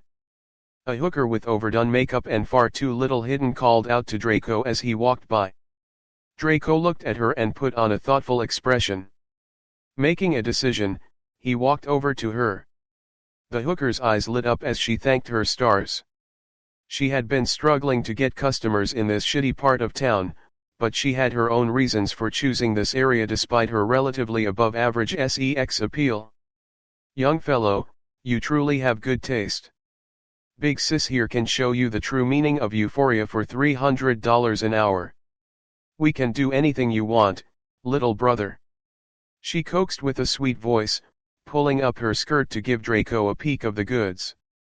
Draco, however, paid no heed to her words or actions and directly made a statement with a cold tone. The Dragon Gate is a myth that only carps believe in. Instantly, the hooker's playful demeanor shattered as she wore a serious expression, pulling out a gun and pointing it at Draco. "Who are you? Who sent you?" Draco waved away her concerns nonchalantly. "None of your business. Now take me to the arena, I'm busy tonight." Draco's casual disposition despite having a gun pointed at him scared the hooker. Only those who had been through multiple life and death fights could possibly be so calm in such a situation. She, who was just an outer member of the organization, was cannon fodder compared to him. She immediately holstered her weapon before taking a wary step back and observing Draco. "May I know your name, sir?" she asked with respect. "Draco," he replied simply. The hooker tried to remember such a name but couldn't remember anyone being called that. That meant that Draco walked in much higher circles than she even knew of in the organization, which further instilled her with fear. "This small girl is Chloe. I'm a member of the P.R.O.S.T.I.T.U.T.E division, working under Vice Division Leader Jones." "Jones, huh? That kid isn't dead yet?" Draco asked with a wistful tone. Hearing her handler being spoken as such, Chloe's heart almost stopped. To the P.R.O.S.T.I.T.U.T.E.S in her division, Jones was a nightmare who used and abused them wickedly and without care for their lives, yet this lad spoke as if he were his underling that he nurtured. Unbeknownst to her, such was exactly the case. Draco and Eva, Riveting Knight's real name, had both commandeered the top two underworld organizations in the city as the arms and ears of their guilds. This particular organization focused in prostitution, money laundering and drugs, while Eva's was more assassin and espionage oriented. The group was simply called the Cartel and they had belonged to Draco in the past. He knew each and every one of the big leagues and had nurtured them himself, both in real life and in Boundless. All their secrets and personnel was at the tip of mind. He even knew Chloe, who had later climbed to lead a cleric division for Hellscape in Boundless. He obviously wasn't going to act like he knew her in this life, otherwise that would be far too suspicious. He also didn't attempt to enter the cartel's headquarters on his own, as he'd be killed on sight. They didn't know who he was in this life, so he'd have to walk in with someone on the inside and slowly take over the organization from the ground up. If he could get them working on his side this early in this life, his future actions would be safe and untraceable. Right now, the announcement for the Battle Maniac thing had already gathered him worldwide fame. Any who could dig deep enough to find his information could easily deal with him in the real world. Boundless wasn't like those VR games where people let things go. It was akin to discovering a second Earth and everyone wanted to monopolize the resources. He had even been assassinated in his past life as the number 3 player in the world and the most powerful guild leader of a god-tier guild, much less now when he was a nobody. Draco had Chloe escort him to one of the local hideouts for the organization, the Arena. The name was self-explanatory. It was essentially a fight club with no rules and death was allowed. The rewards were plentiful enough that a good percentage of deaths per year for his area was caused by the arena. The authorities turned a blind eye because they didn't know what to do with all these poor people, and if they killed each other for money and lessened their burden, why stop them? This was the reality of life. Something Draco learned the hard way growing up. The arena was bustling by the time Draco and Chloe arrived. The stands were packed full of people who came to watch desperate individuals trying to change their financial situations, even by a little bit. Upon entry, Draco was greeted by the roar of the crowd as they enjoyed a spectacle ongoing in the ring. A burly fighter was having a good time with a screaming and crying female fighter who had been badly beaten and could barely struggle. The crowd laughed and jeered at her suffering, even going as far as to offer to take turns with her. Draco watched this with a cold expression, a rare trace of disdain flashing through his eyes. He felt disgusted by the actions of the fellow, but he made no move to stop anything. He wasn't Superman and he couldn't even go against the organization as he was, so he could only watch. When the fellow was sated, he left the ring and the crowd called for another match. The victim was carried away by some of the hookers in the organization who wanted to help her. Draco walked over to the bookie, a fatty who had a lecherous expression and a little pencil poking his flap from the earlier activity.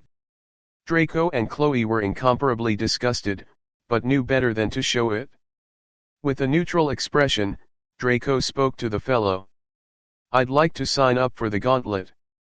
His words stunned both Chloe and the bookie. If Draco had signed up for a regular fight, that would be normal.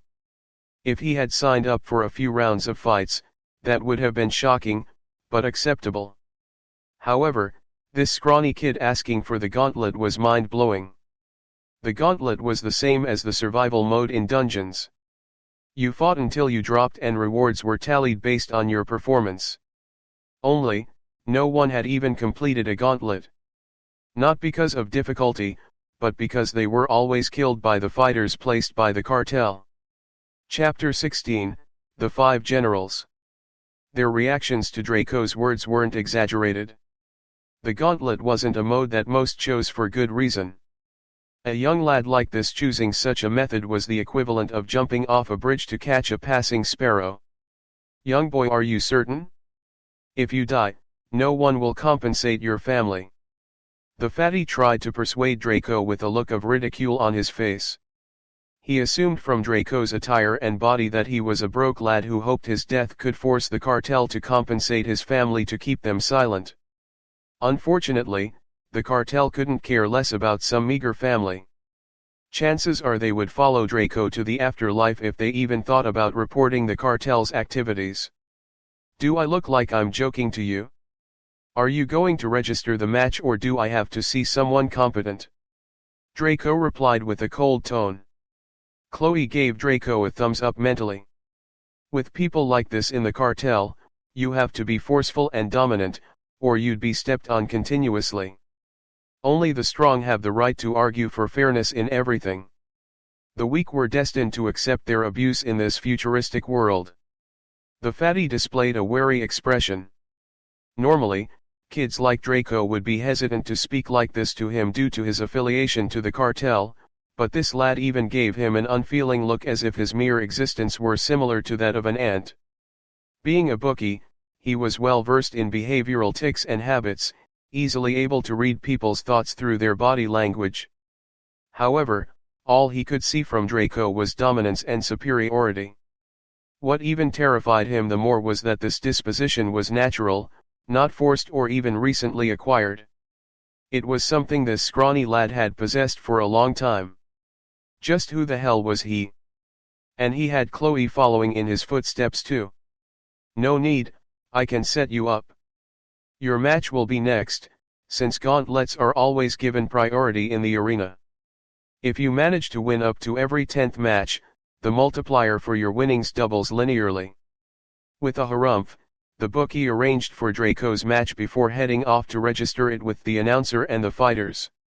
Since Draco already knew the procedures, he walked over to the waiting area for combatants with Chloe in tow. When they arrived, the benches were all full of either men or women who gazed at Draco with either interest, disdain, or killing intent. Draco ignored all of this and walked to a spot near the edges of the front, which seated two men. Before they could even get into an unnecessary back and forth talk where he'd be looked down upon and bullied, Draco kicked out to the two of them. He caught both them and everyone else by surprise due to his suddenness, and the two fellows were blown away before they could even protest. Draco went over and crippled both of their arms and legs before beckoning to a shaking Chloe to sit down with him. Everyone stared at this brutal lad who had immediately established his disposition towards everything and everyone here. Most of the gazes directed towards him shifted from disdain to wariness, and some felt outright fear. He was so skinny, but hit so hard. Those two he kicked were twice his body mass, but he was able to knock both of them away with a single kick which they couldn't even respond to. A woman near the back who wore a long red dress that revealed sexy legs and a mesmerizing thigh gap hummed internally when she looked at Draco, interest forming in her eyes. A thick fellow with a long scar on his right eye covered by an eye patch simply scoffed at Draco's antics before looking away. These two were the only ones who caught Draco's attention in the crowd. He knew them from his past life because they were his right-hand men in Hellscape, Rena and Boyd. The two were only arena fighters in this life, but Draco would go on to promote them after finding out that Rena was an excellent mage and Boyd was an apex berserker. Still, he knew for a fact that no one was his match in the whole of the arena. He even had ways to avoid gunshots, hence his laxness towards Chloe's threats. This was common to the experts of his future life, hence the reason Draco's assassin didn't use a sniper or a gun to kill him. Soon, another match came to an end, though a bloody one, and the crowd went wild from it. Thankfully, this one was limited to 2 males, so no unnecessary events occurred. In no time, the announcer called for Draco's match and the crowd got hyped when they heard it was a gauntlet. Who would be stupid enough to initiate the gauntlet mode? Rena murmured with shock in her features. Another dumbass here to die. Boyd sneered when he heard the announcement. Draco stood up and entered the arena, to the surprise of the fighters seated at the bench. When they saw who entered the ring, their eyes narrowed and they felt an unseen pressure envelop them. Even Boyd and Rena's slightly disdainful expressions vanished and was replaced with solemnity. All the fighters on the stands had a slight fear of Draco, because it was obvious this lad was an expert with his level of control when he beat 2 others in one hit. There was no doubt he could fight quite a few matches and win, but whether he'd live to see the end of the gauntlet was up in the air. In the arena, there was nothing like quitting or forfeiting, or you think the woman earlier would have allowed herself to have been assaulted? Once you're in, you either knock out your opponent if you're feeling merciful or you kill them. Either that or you get knocked out or killed yourself. To win a gauntlet, Draco essentially needed to defeat quite literally every fighter in the arena right now. This was a feat that many believed to be impossible.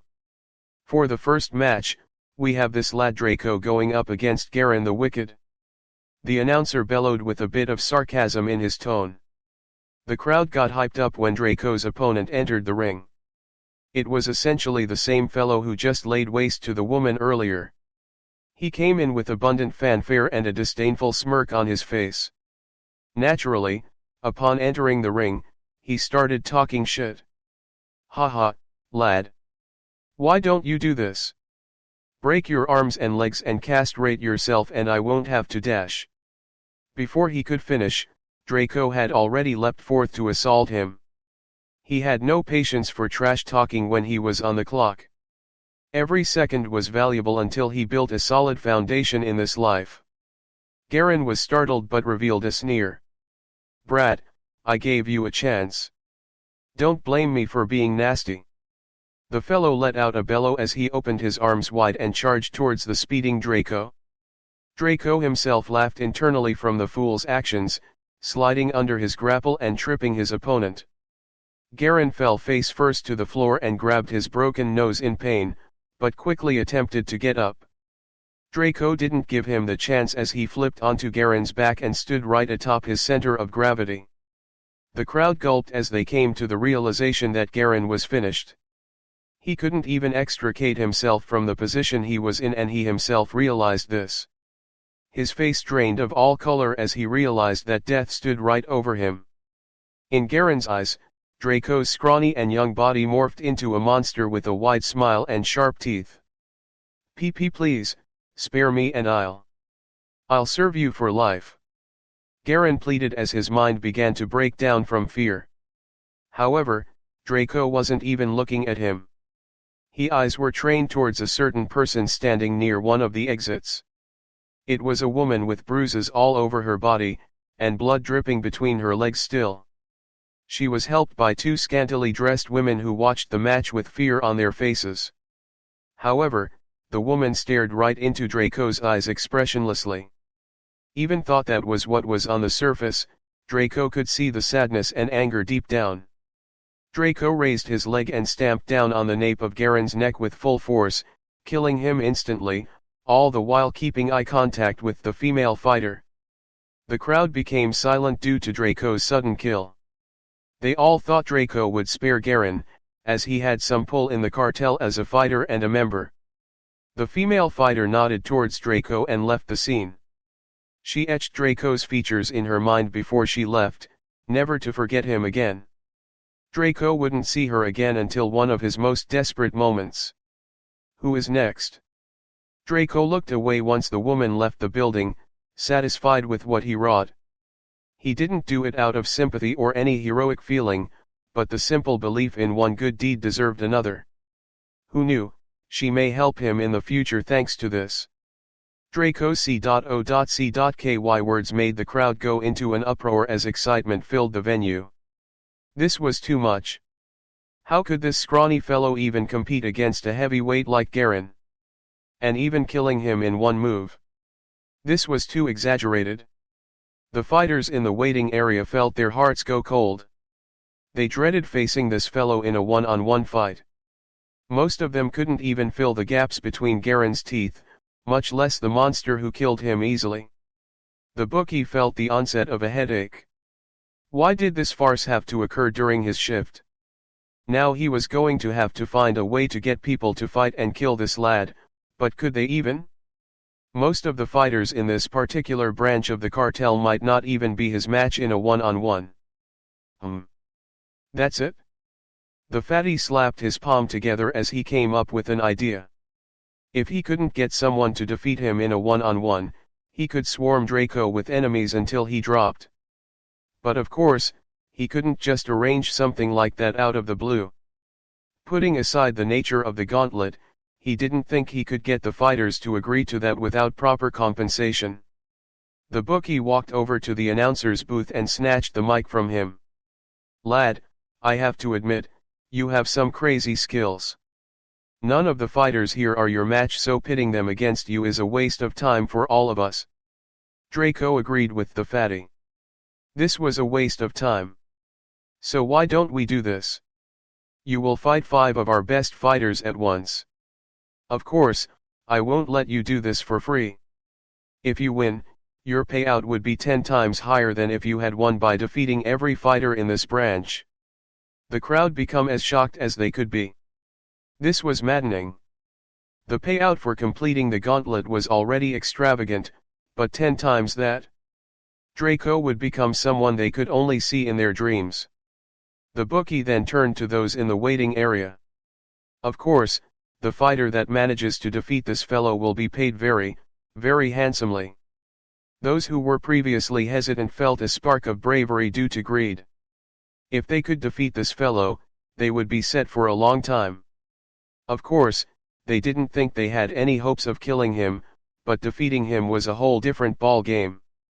Immediately, quite a few of them stood up to take Draco on, but he ignored them. They were just motivated by greed and weren't even worth his time. Draco pointed to 5 people including Boyd and Rena. "These 5 might be able to get me to exert myself. Any other combo and you'll never have a chance." His words made those who wanted to fight him feel anger, but they dared not show it. Draco was directly stating that they were naught but cannon fodder to him, which was true. The 5 he chose as well as the fatty felt their hearts go cold. They were the undisputed best fighters in the group, and they had even hidden their exploits to lay low.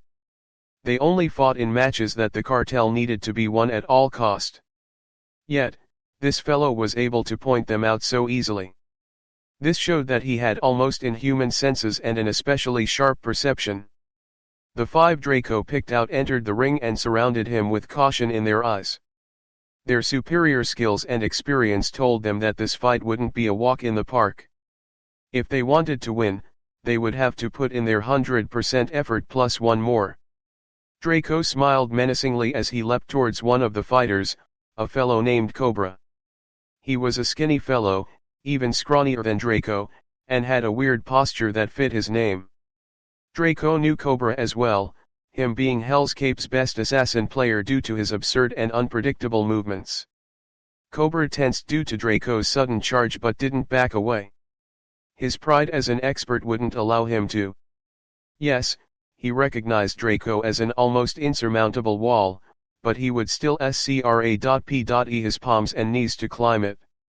This was the mentality of an expert, one who would climb higher and higher till they hit the very roof. This was how he could rise to be one of the top 30 players in Boundless in the past. Cobra moved agilely, swaying on the spot like a snake moving forward. His every step was made while swaying in such a manner, giving onlookers a creepy and mysterious feel.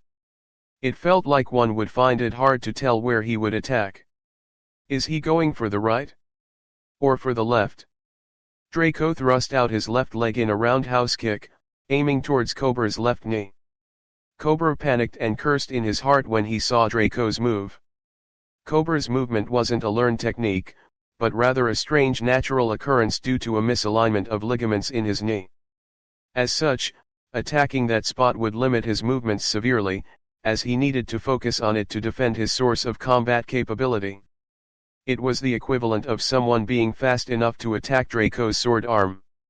He'd have to retract his offense to defend this point, as injury there would cripple his combat capability for the fight. Still, at the end of the day, Cobra was an expert. He dived towards Draco's right, where his back would be open to attack. Here, it was obvious that Cobra was the type of person that believed in a strong offense being the best defense. Draco commended Cobra in his head. He had found Cobra far too late in his past life and could only bring the fellow to the top 30s. If he could rein him in this early in this life and in boundless growth, he could place him in the top 5. The same went for each of the fighters arrayed before him. Apart from Cobra, there was Kirin, who was a tall and lanky fellow with a large Adam's apple, and Uno, who was a caramel-skinned fellow with a thick mustache and beard as well as large muscles. Kirin was a peerless monk and Uno had been Hell's Cape's best paladin. Rena the mage queen. Boyd the mad berserker. Cobra the reptile assassin. Kirin the dark monk. Uno the godless paladin. The 5 future generals of Hell's Cape face off against their very own reincarnated leader. Chapter 17, The Power of Control. Cobra's assault brought him to Draco's crutch point, his back. It seemed as if the fighter had Draco in his grasp, but that couldn't be more false. With a sneer, Draco turned his torso to the left, cancelling his roundhouse kick suddenly and at the same time. Strangely enough, the path that his body took was exactly in the trajectory of Cobra's offense, which to those in the crowd seemed like a foolish choice. However, Uno suddenly barreled forth with full speed, a desperate expression on his face. Rena, Boyd, and Kirin also charged forward with worried expressions, baffling everyone looking on. Clearly the young lad had placed himself in the way of the attack. Why were they acting as if he had a gun to the head of Cobra? In fact, Cobra himself had a pale expression and his eyes were filled with endless fear. The simple reason was that in the futuristic world that Draco lived in, martial arts and combat had evolved greatly due to the presence of genetic and biological enhancers like the new smoothies as well as other available treatments. In fact, even in the world of old, martial artists with exceptional skill could perform feats that would leave the average man baffled and wonder if the lessons he took in school about physics and biology were truly accurate, much less in this age where the human limiter had been broken due to science and technology. Eventually, a certain development occurred in the Chinese field of martial arts called control. Control was similar to the idea of domains in the past, that a person with enough skill and awareness could create a sort of sphere of control in which everything inside was under their purview. However, control was more complex. Control did not include just your surroundings, but your very body. Domains sought to create a void of perfection, but control aimed toward both a void of perfection and a body of godliness. Imagine a person in real life being able to control 2 muscles with conflicting uses at the same time. Like a person being able to step towards the left with their right leg at the same time as they step forth to the right with their left leg. In other words, one can control different parts of their bodies at the same time. Just like the old school perception of robots but with inhuman flexibility. Draco had only shown the body of godliness by moving his torso to the left while his leg retracted at the same time, but this was enough to alert these expert fighters that their enemy had grasped the concept of control. Compared to void of perfection, body of godliness was much harder to obtain, and those who possessed it could almost always use the void of perfection as well. It was no wonder he could blow away two burly men with such a body. He could easily switch the location of the applicable force in his body at will and even multiply it, similar to how computer GPUs and CPUs can overclock. They realized that they all needed to swarm him, otherwise he would be able to take them down one by one with ease, as seen with how Cobra had fallen into his trap. Although Draco was strong in real life, he wasn't as overpowered as he was in Boundless. Against the desperate charge of the four fighters, he had to retract his assault and defend himself. Rena focused on sharp kicks, showing her flawless acrobatic form as well as her distracting, practically non-existent thong. Boyd made powerful punches that actually created sharp wind just from its movement. Kieran made sharp palm attacks that used all the force of his body. His posture was that of a mature fighter, with one hand folded behind his back as he thrust out rapidly. Uno made wide sweeping hits, seemingly aiming for either a clip, clothesline, or a grapple.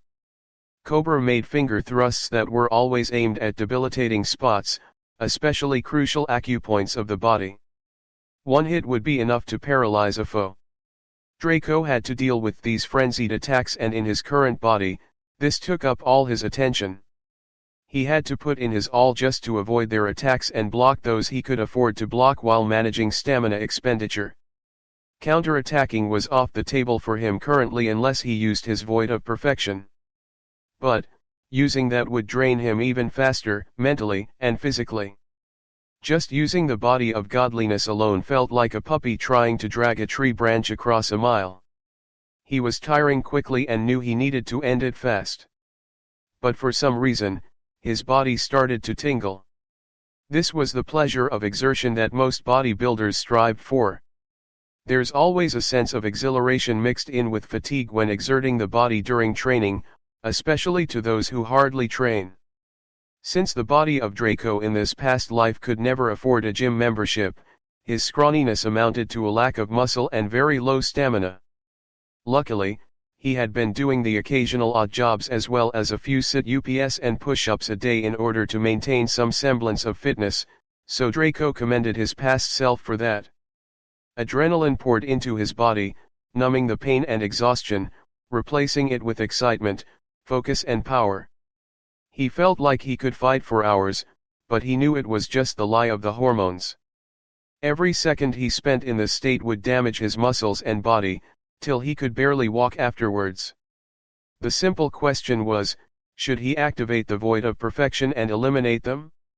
He estimated that he had only 10 seconds to use the ability without harming his body's foundation and hospitalizing himself. Naturally, he needed to be able to walk out of here if he wanted to live. Winning the fight and fainting afterwards would be the realization of the bookie's dream. Draco would never wake from that slumber again. Ah, what the hell? What am I hesitating for? Risks have to be taken for rewards to be acquired. Probably due to his sharp desire to live as well as succeed in this life and put away the hatred from his past, Draco had constantly been pushing forward with a caution-first mentality, which was valid most times, but could be detrimental when a forward push was needed. Like right now. Ha! Draco shouted out while an intangible field of blackness enveloped the stage, to which no one could see but those caught inside it could feel. The crowd, who were at the edge of their seats from the almost unbelievable fight, saw the expression of the 5 fighters change drastically, before a sequence of events that would shock them for eternity occurred. Draco's eyes became almost icy as he charged toward Uno, whose arms were spread apart to grapple an opponent. Before Uno could even cry for his mother, Draco used a simple finger tap to the area just above the left side of his hip. Before anyone could exclaim, Uno's eyes suddenly whitened as he passed out and fell to the floor. The crowd gasped in shock and fear, and the 4 remaining fighters felt their hearts go cold. Draco didn't give them time to regroup. As if he were wind walking or casting the Shunpo skill, he suddenly appeared beside Boyd and tapped his left temple the same way he did for Uno. Boyd also fell unconscious immediately. This was one of the best aspects of possessing the void of perfection. Everything within it was under one's control, so one could seem to be teleporting about the place, but it was a simple illusion that did it. Draco simply bent the rays of light within the sphere to make it seem like he was in one spot before appearing at another. This obviously took a sharp mental toll, as it was a special utilization of brain energy to manipulate light. The theory was similar to psychics, but less mystical and more scientific. Draco disappeared and reappeared near a shocked cobra, whose composure shattered when he saw Draco appear before him. In his eyes, Draco had morphed from a young lad to a prehistoric beast that sought to devour him. Before he could escape, he felt a light tap on his chest, near his left lung. Instantly, blackness took over him as he fainted without being able to process one thought further. Draco's next target was Kiran, but unlike the three before, this fellow was ready for him. Kiran punched out to his right before diving towards his left. Draco had to admit, Kiran had always been his most skilled and mystical subordinate. In fact, Draco never knew why Kiran served him in the past. He always had the nagging feeling that this fellow was hiding something great and that he had even more potential than Draco himself. Draco stopped Kiran's evade by capturing his fist and pulling him in. Just when Draco was about to one-shot him, Kiran's bright blue eyes became golden for a split second and Draco felt a pressure like he never had before in both his lives. Kiran broke out of Draco's iron grip and leapt off the stage, his eyes returning back to normal so quickly that no one caught it. "I quit." His voice was the same monotonic and an unfeeling tone as he folded his arms and watched the match as if he were a spectator. Draco shook off his surprise, realizing that he was still on the clock. He turned to Rena to finish her off, but found that the woman was already off the stage and wearing an aggrieved expression. I also quit." "What a joke. After taking down 3 of them in less than a few seconds, why would she place herself in harm's way? Especially since Kiran, who was usually the most mysterious of them, had been defeated. Maybe there are those who court death, but Rena only courted life. Well, that enrich men." Draco breathed out as he deactivated his void of perfection and body of godliness. As the adrenaline wound down, he could feel pain and weakness start to assault his body. Luckily, he had only utilized it for 6 seconds out of the estimated 10, so he still had enough gas in case of an emergency. At this time, the dumbfounded crowd remembered to breathe as they went into an unparalleled uproar. If the walls weren't soundproof, the whole neighborhood would be drowning in cheers. What kind of show was this? This was too much. They'd only get to see such beauty in movies or in upper-class fighting societies with true control masters. Seeing a fight with such a young control user was beyond what they expected and even paid for. If they were treated to fights like this every time, the cartel's arena's fame would skyrocket. If they could think up such a thing, then the piggy bookie could too. At this time, he had a sleazy expression on his face as he walked up to Draco. Draco involuntarily took a step back from the intensity of his gaze. In fact, the bookie has stopped seeing Draco as a young boy. In his eyes, Draco had morphed into a walking money bag that would never empty. "Brat, you fight well. How about this? I could waste both of our time trying to threaten you with the cartel's power, but we both know it means dog shit to you. Instead, please work with me in the arena and I'll do my best to grant your wishes, be it for money, cars, or girls. I'll be frank with you and say that I don't have too high a standing in the upper echelon at the moment, so I can't do anything outrageous." His words were only heard by Rena and Kiran, who both displayed incomparably shocked expressions. This wasn't because of the weight of the offer made to Draco. Rather, it was the bookie's act of trying to recruit such a young control master who had grasped both the void of perfection and body of godliness. It was the same as a toad L.U.S.ting over the flesh of a swan.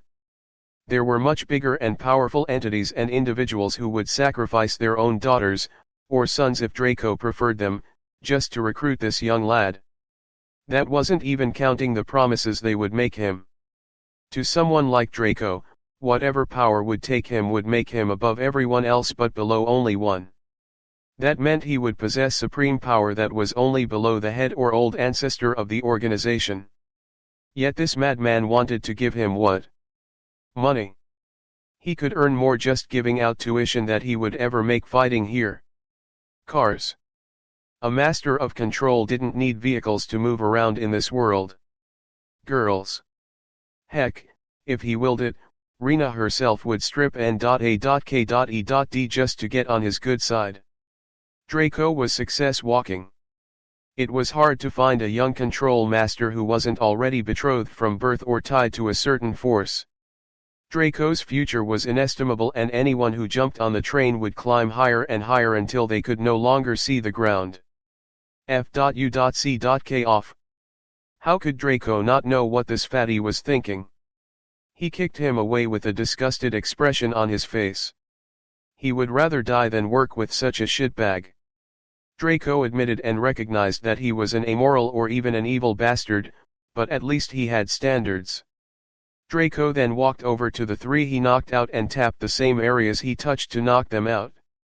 When they came to, they looked like they had entered into an incomparably comfortable sleep and didn't want to part with it.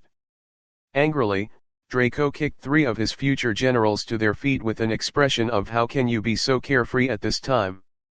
He then faced the five of them together, Rena with a hungry expression, Kieran being thoughtful, Boyd and Uno looking like they would rather sleep again, and Cobra sweating bullets from fear. "The five of you now work for me. You will become my right-hand men and women in a FIVR game called Boundless that just released yesterday.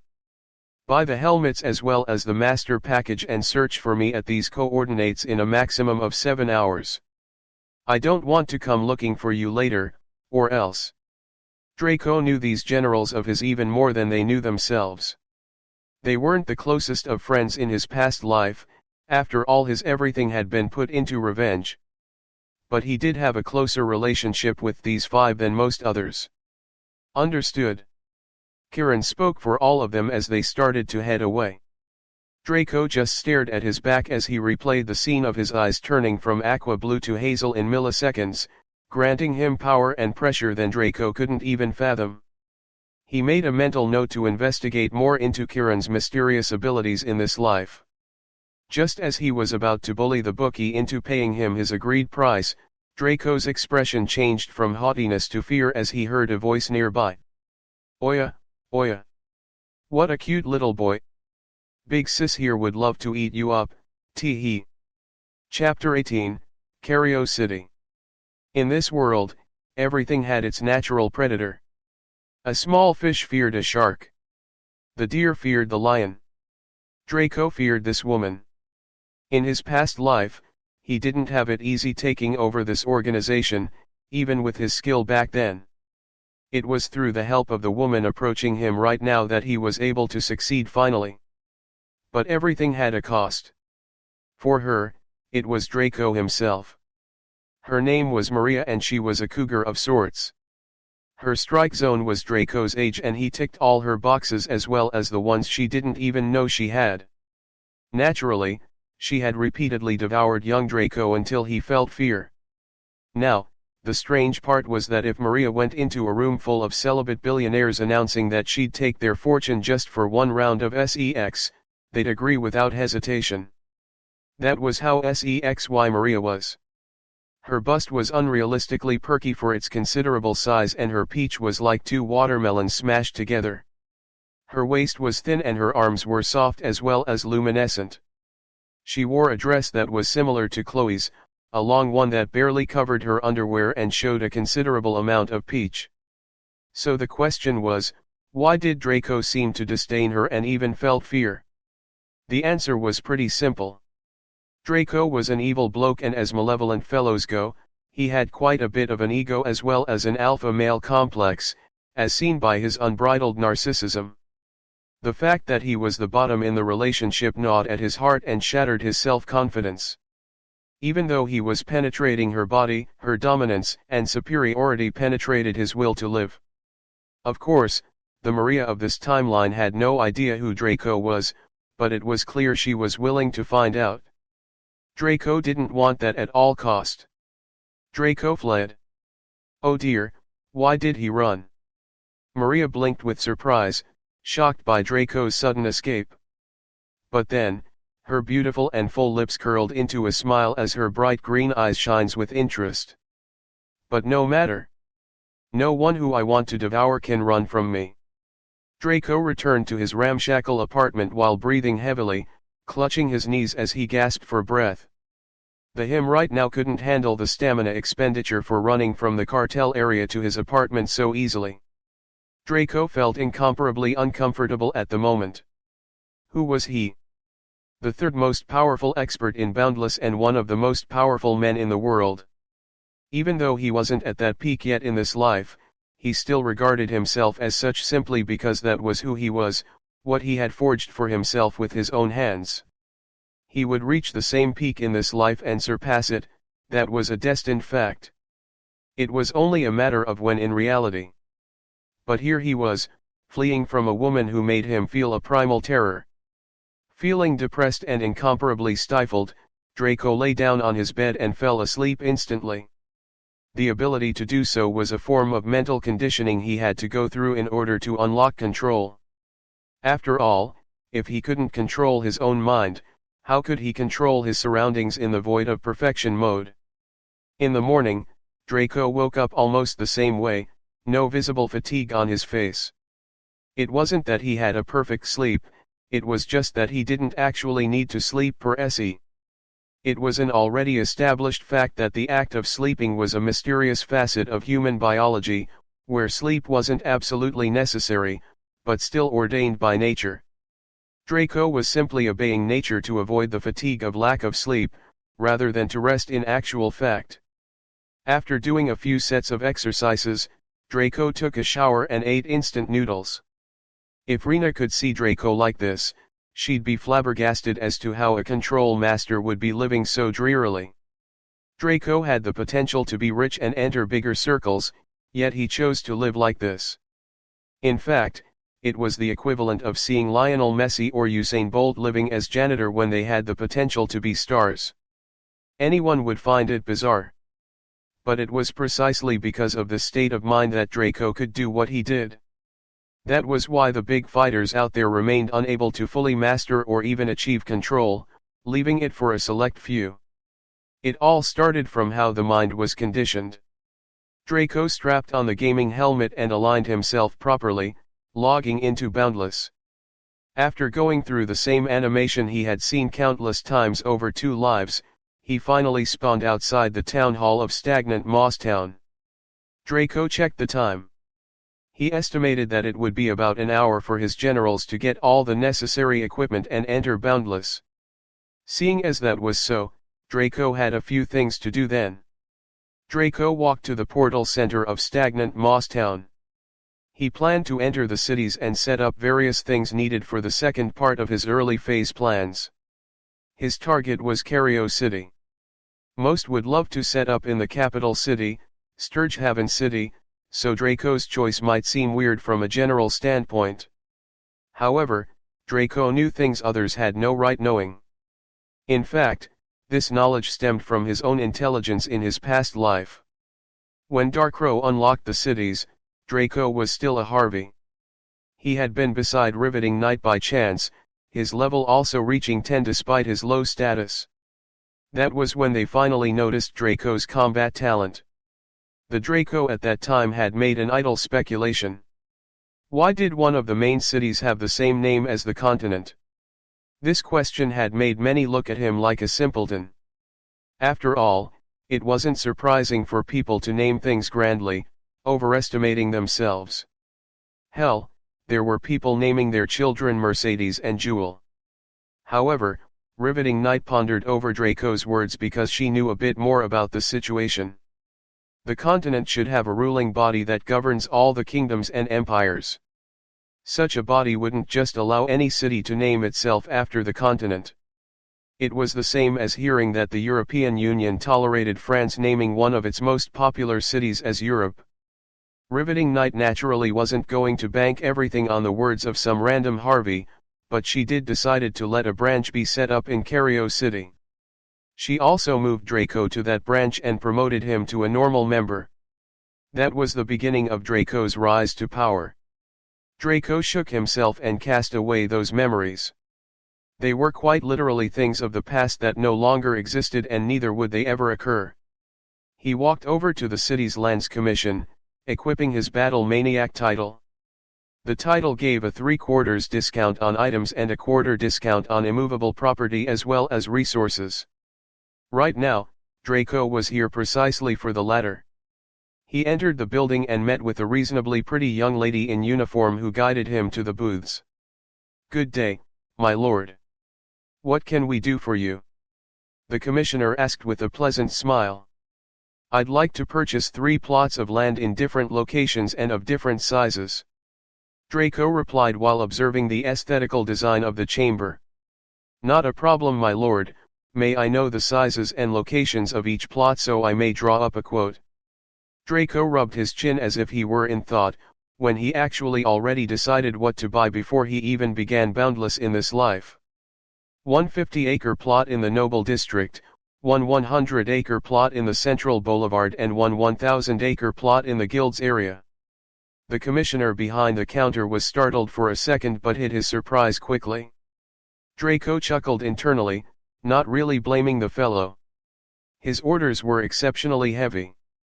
"The plot in the Noble District will come to 500 gold, due to being a prime plot in the reserved Noble District. Thankfully, my lord is a minor duke, so the cost is discounted by 50%. My lord is a battle maniac as well, meaning we shall also give a 25% discount overall, making a 75% discount on the price." Draco nodded in agreement. It was as he expected for this one. The second plot is located in the Central Boulevard, which is the main commercial street of our humble city. In fact, land there is not easily sold to anyone, but my lord has sufficient reputation.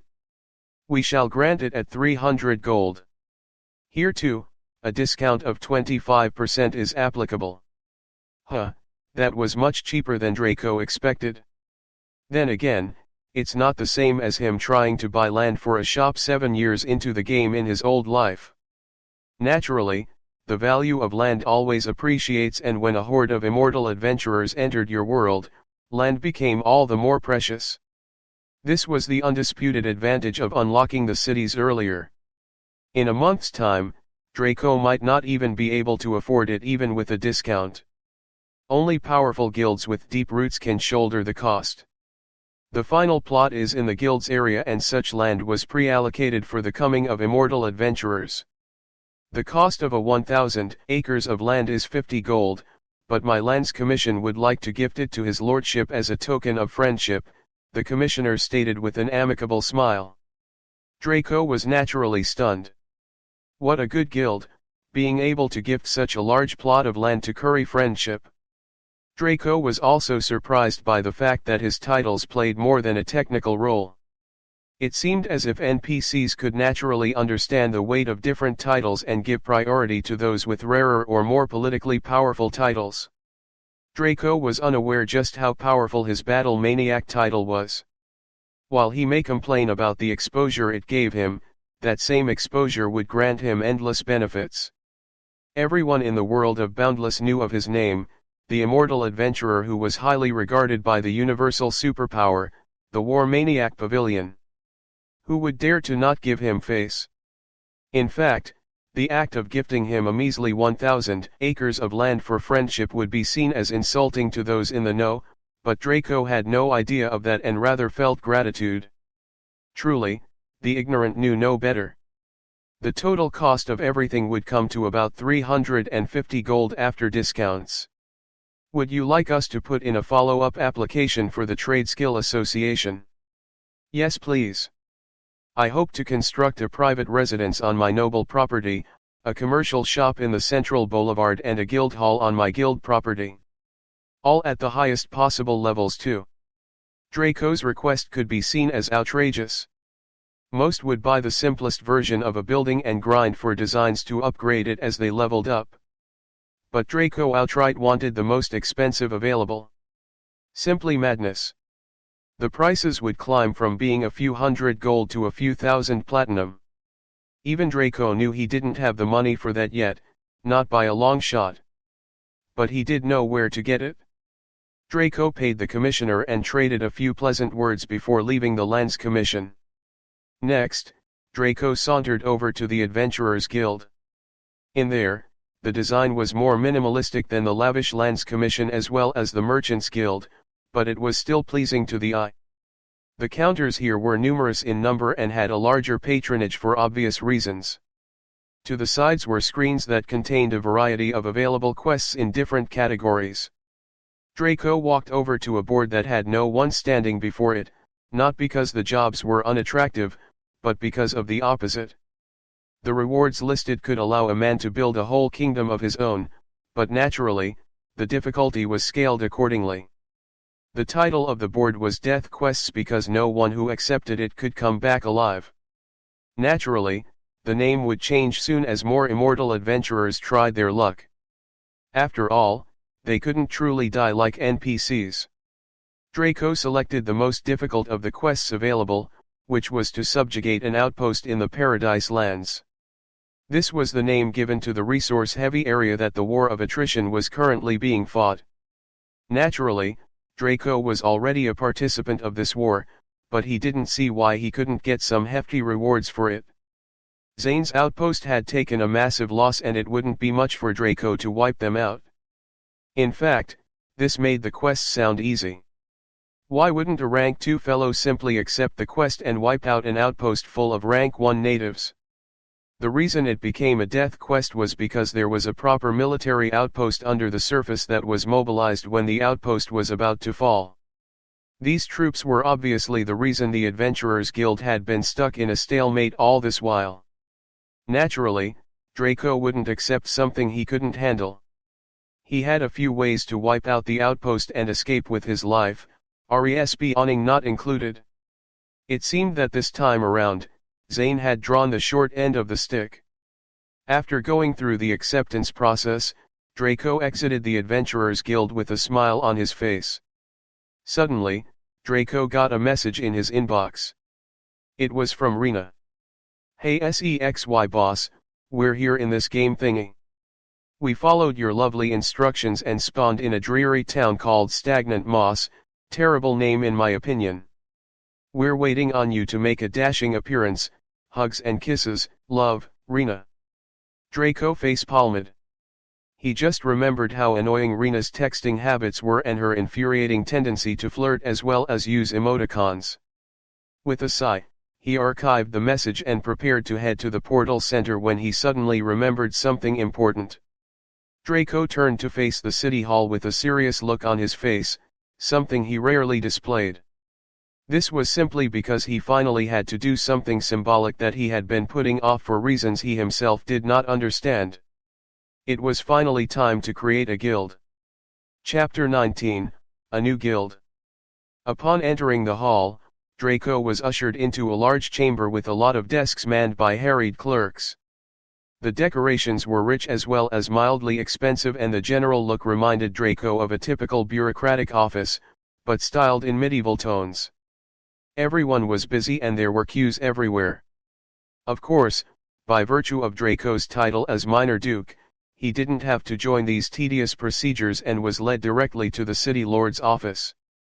Naturally, this was to be expected, as the city lord was a duke, while Draco was a minor duke. Although the city lord ranked above Draco, it was by just one rank. An NPC with Draco's title would be the city lord of a mid-tier city, while dukes were essentially in charge of one of the 4 high-tier cities. 4 dukes, 1 king. Pretty simplistic form of government for Sturgehaven Kingdom. Draco was led into a room with a very regal design. It wasn't unnecessarily lavish, but rather more functional while remaining aesthetically pleasing. After all, the Duke wasn't going to be throwing parties in the room. Majority of his time would be spent dealing with people like Draco or poring over doc.u.ments that needed his signature. This was why even in Draco's old timeline, players with high reputation never bothered to fight for city lord titles. Who had the time to drop adventuring and leveling to become a politician? Sure, there was money in the business, but Draco knew that both in the real world and in Boundless, fighting against monsters was vastly safer than becoming a politician. At least, in a dungeon you could see your attacker clearly. In politics, you may not even know how you died or lost everything. Being able to respond didn't make one immune to slander or framing. "Hello little fellow, how can I help you?" The city lord's name was Keith and he was a rank 4 politician.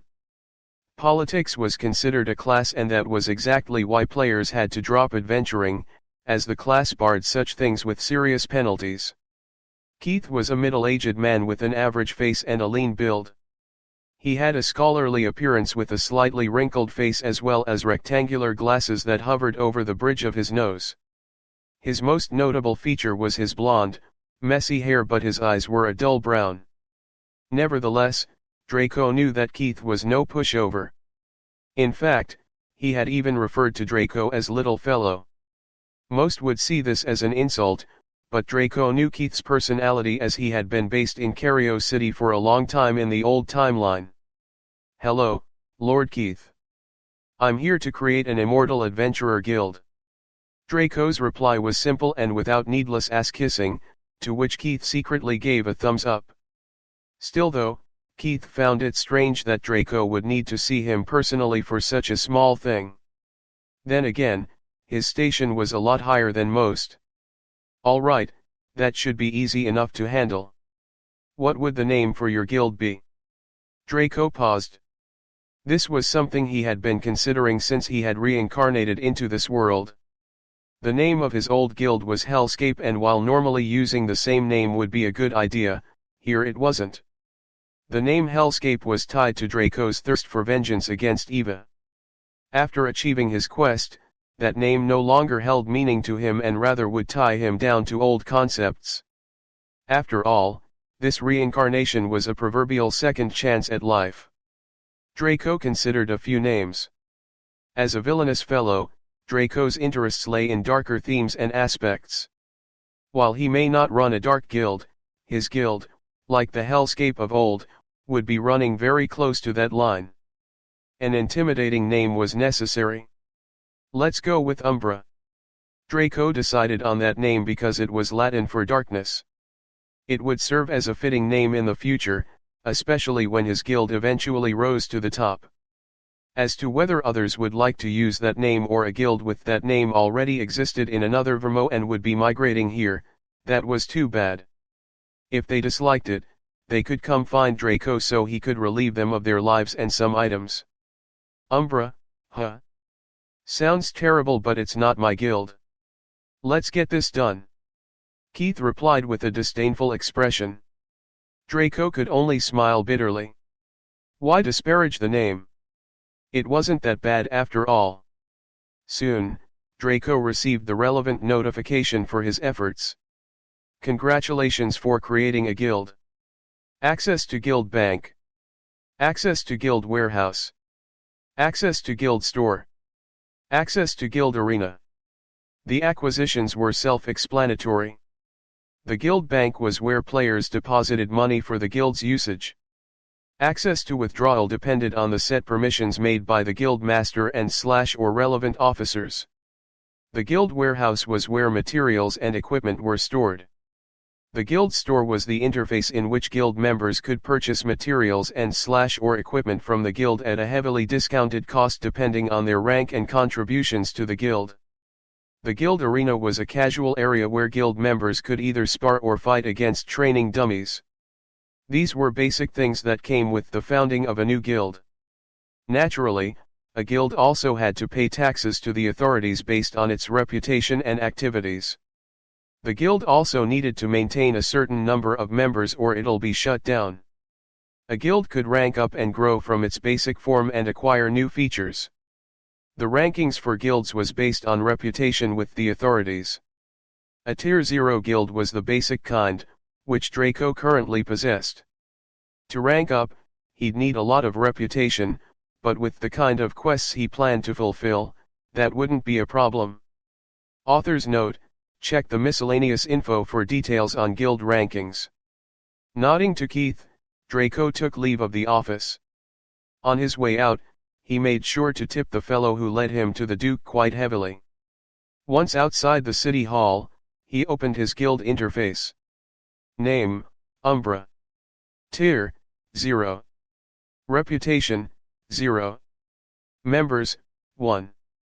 Accolades, 0. Properties, 0. Guild Bank. Guild Store. Guild Warehouse. Guild Arena. Permissions. So simplistic. Traveling back in time for just 15 years felt like returning to the Stone Age for Draco. Draco sent invites to his 5 generals. Their in-game usernames were L.U.S.Ty Wench for Rena, Eye Patch for Boyd, Gentle Lamb for Kieran, Alpha Male for Uno and Quiet Blade for Cobra. Draco wanted to test them by letting them choose their own names, and it seemed that even though he had reincarnated and acquired them earlier, their naming still remained the same. After sending those 5 an invite, Draco was plagued with another system announcement. The first guild, Umbra, has been created by player Draco. Reputation increased by 5000. Once again, Draco's name and exploits took the world by storm, but not as strongly as before. Those guild masters who had harbored hope that Draco wouldn't create a guild yet gnashed their teeth with anger and hatred. Draco himself lamented his fate. Why was he ultimately destined to stand in the limelight, even though he wanted to stay incognito? Sigh, it seemed like being the protagonist of the universe was quite the undertaking. If anyone could hear Draco's thoughts, most would cough blood and enter fisticuffs. Although, one thing that made Draco pleased was the fact that the reputation from the global announcement directly promoted his guild from a fledgling group to a guild. In other words, he had climbed from Tier 0 to Tier 1 in one go. The same amount of points would have taken a guild of 5,000 members a month to accomplish, had they focused solely on reputation-giving quests. Climbing the ranks in any world wasn't easy, as someone had to be at the bottom for there to be a reason for another to be at the top. Unfortunately, Draco didn't get another global announcement for being the first guild to reach Tier 1 for obvious reasons. Draco left Cario City and teleported to stagnant Moss Town, aiming to rendezvous with his generals, who were technically now just noobs. Draco was curious as to how good they would be in terms of current aptitude and potential. One must know that Draco was almost 8 years early in acquiring them.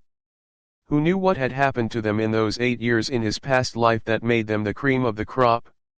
It was entirely possible that he might have filched them too early, and as such, they may be of lower quality than if he had let them ferment. Hey, it's the handsome guild leader. Rena's voice greeted Draco as he approached the town's tavern, where he told the 5 to wait for him. Draco had also decided to see whether they'd opt for the same builds he had.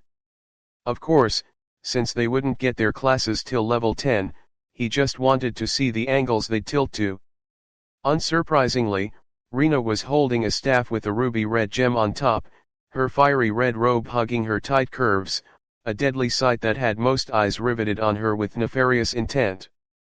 Naturally, a closet narcissist like Rena loved the attention, but pretended not to notice it.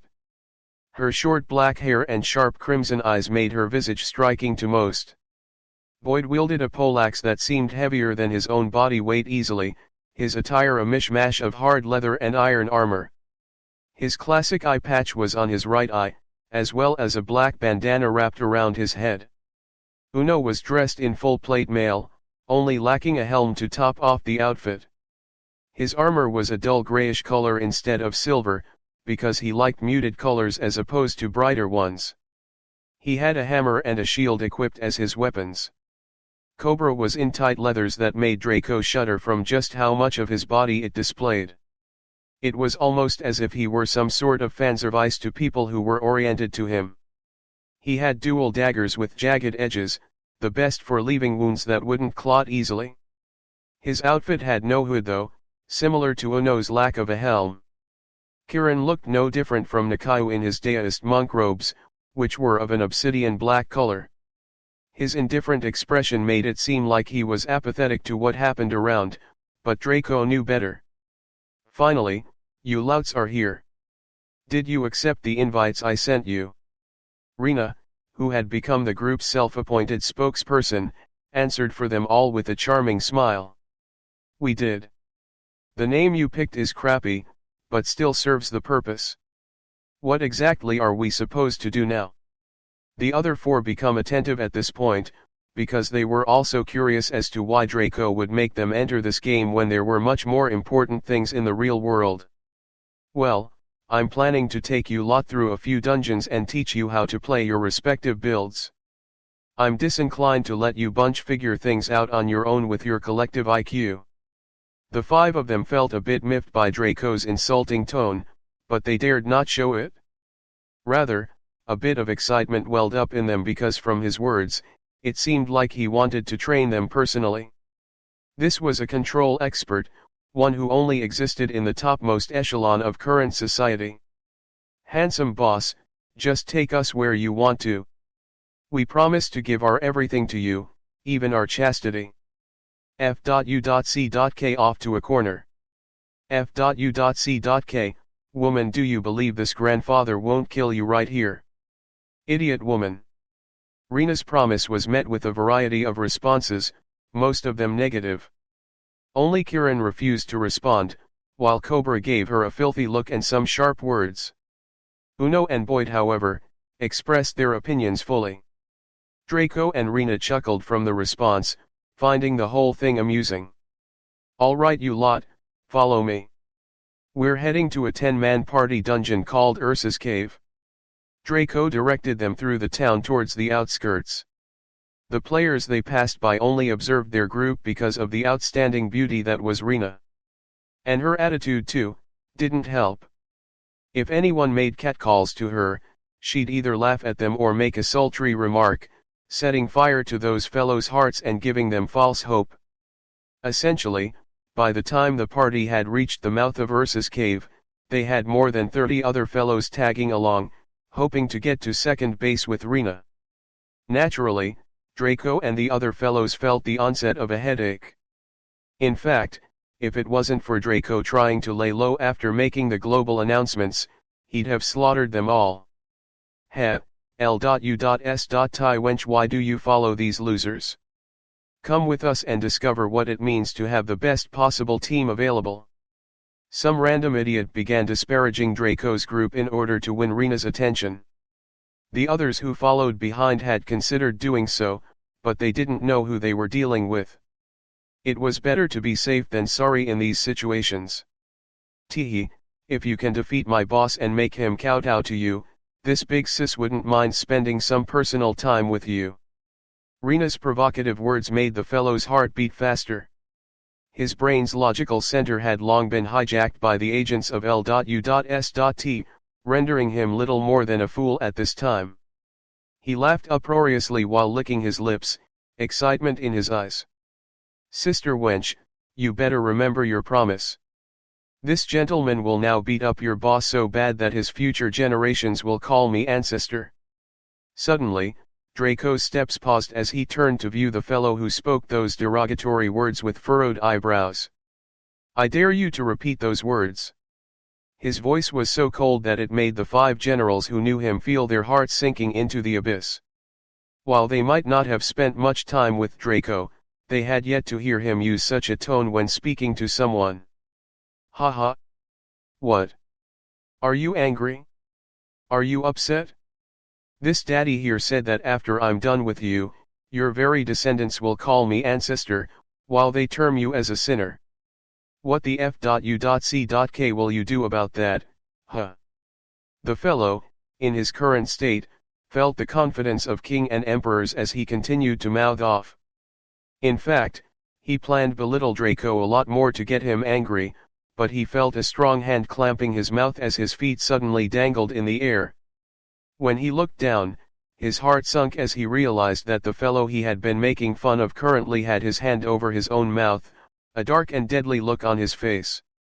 If that were all, he wouldn't be so crestfallen.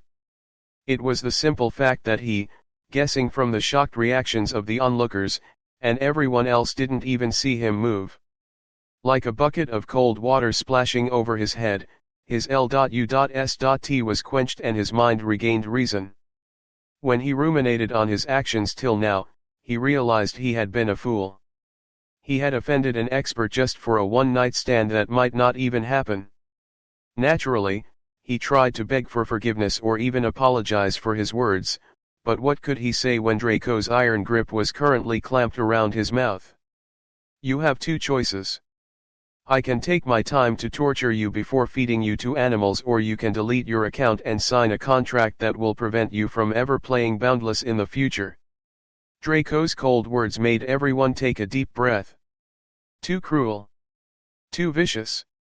After all, the fellow just said some insulting words. You could easily kill him back to level 1 in order to vent your anger, but such terms, it might be going a bit too far. You have 5 seconds to decide. The countdown begins now.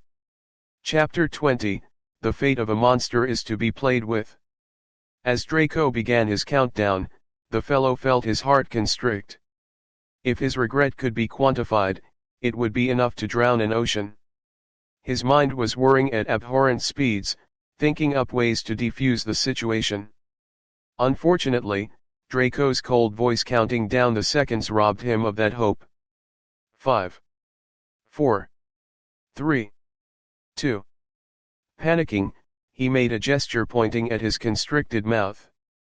Realizing his mistake, Draco let him go and stared at him darkly, waiting for him to state his decision. While coughing and gasping for breath, the fellow hunched over on himself. To the collective shock of everyone present, he glared fiercely at Draco while giving him a rude gesture. See you in hell, loser. His body started to dematerialize as obviously, the fellow had used those few seconds to begin the logout procedure. Even if Draco may hunt down this account, nothing stopped him from creating a new one later. After all, Draco couldn't waste precious leveling time chasing him down for such a small issue. Unfortunately for the fellow, he noticed his logout procedure was interrupted as he was put into a stun state. Unbeknownst to mainstream players, there were ways to prevent other players from logging out by forcing them into combat. This would stun them, as logging out was rationalized as casting a spell within the world of Boundless. Draco grabbed a tuft of his hair with a derisive sneer on his face. He didn't even need to say anything for the fellow's heart to enter the 7th level of hell. Even those onlookers felt fear on his behalf, similar to how one would worry if they saw a toddler jump in front of a moving vehicle. If his regret prior was as boundless as an ocean, now it could coalesce to form a new universe. Ah, forget it. There's not point giving you an option for one or the other. I'll just make you go through both, preferably at the same time. Draco's words made everyone's expression change, as they were treated to a gruesome sight. Draco began by breaking his arms and legs at their main joints, so that he couldn't even move should he wish to. Amidst the fellow's begging, he began carving him out bit by bit. As a control expert, Draco was more than aware of the anatomy of the human body, even more so than a doctor with a PhD. He first blocked the fellow's Nahuake appointment, which was the door to the brain. This would prevent the fellow from going unconscious, no matter what happened to him. Next, Draco focused on his various crucial acupoints and subjected him to enough pain while keeping him alive. Naturally, the AI of Boundless was astute enough to deal damage based on how effective Draco's torture was to his victim's health, but not stopping it. Boundless was a game that proposed freedom in its truest sense, especially to explore a new world. The AI's directives were to not limit players through its own actions, but through the world itself. So even if the AI found that a player was carrying a viral bomb that would destroy the world of Boundless, the best the AI could do was to issue an emergency quest with great rewards. It couldn't step in directly to delete his account, unless through a contract. The amount of assaults, torture and r.a.p.es that went on in the world of Boundless in Draco's past life, that was a topic for another day. If Rena knew this, she wouldn't dare to flirt with random passers-by at her current low level.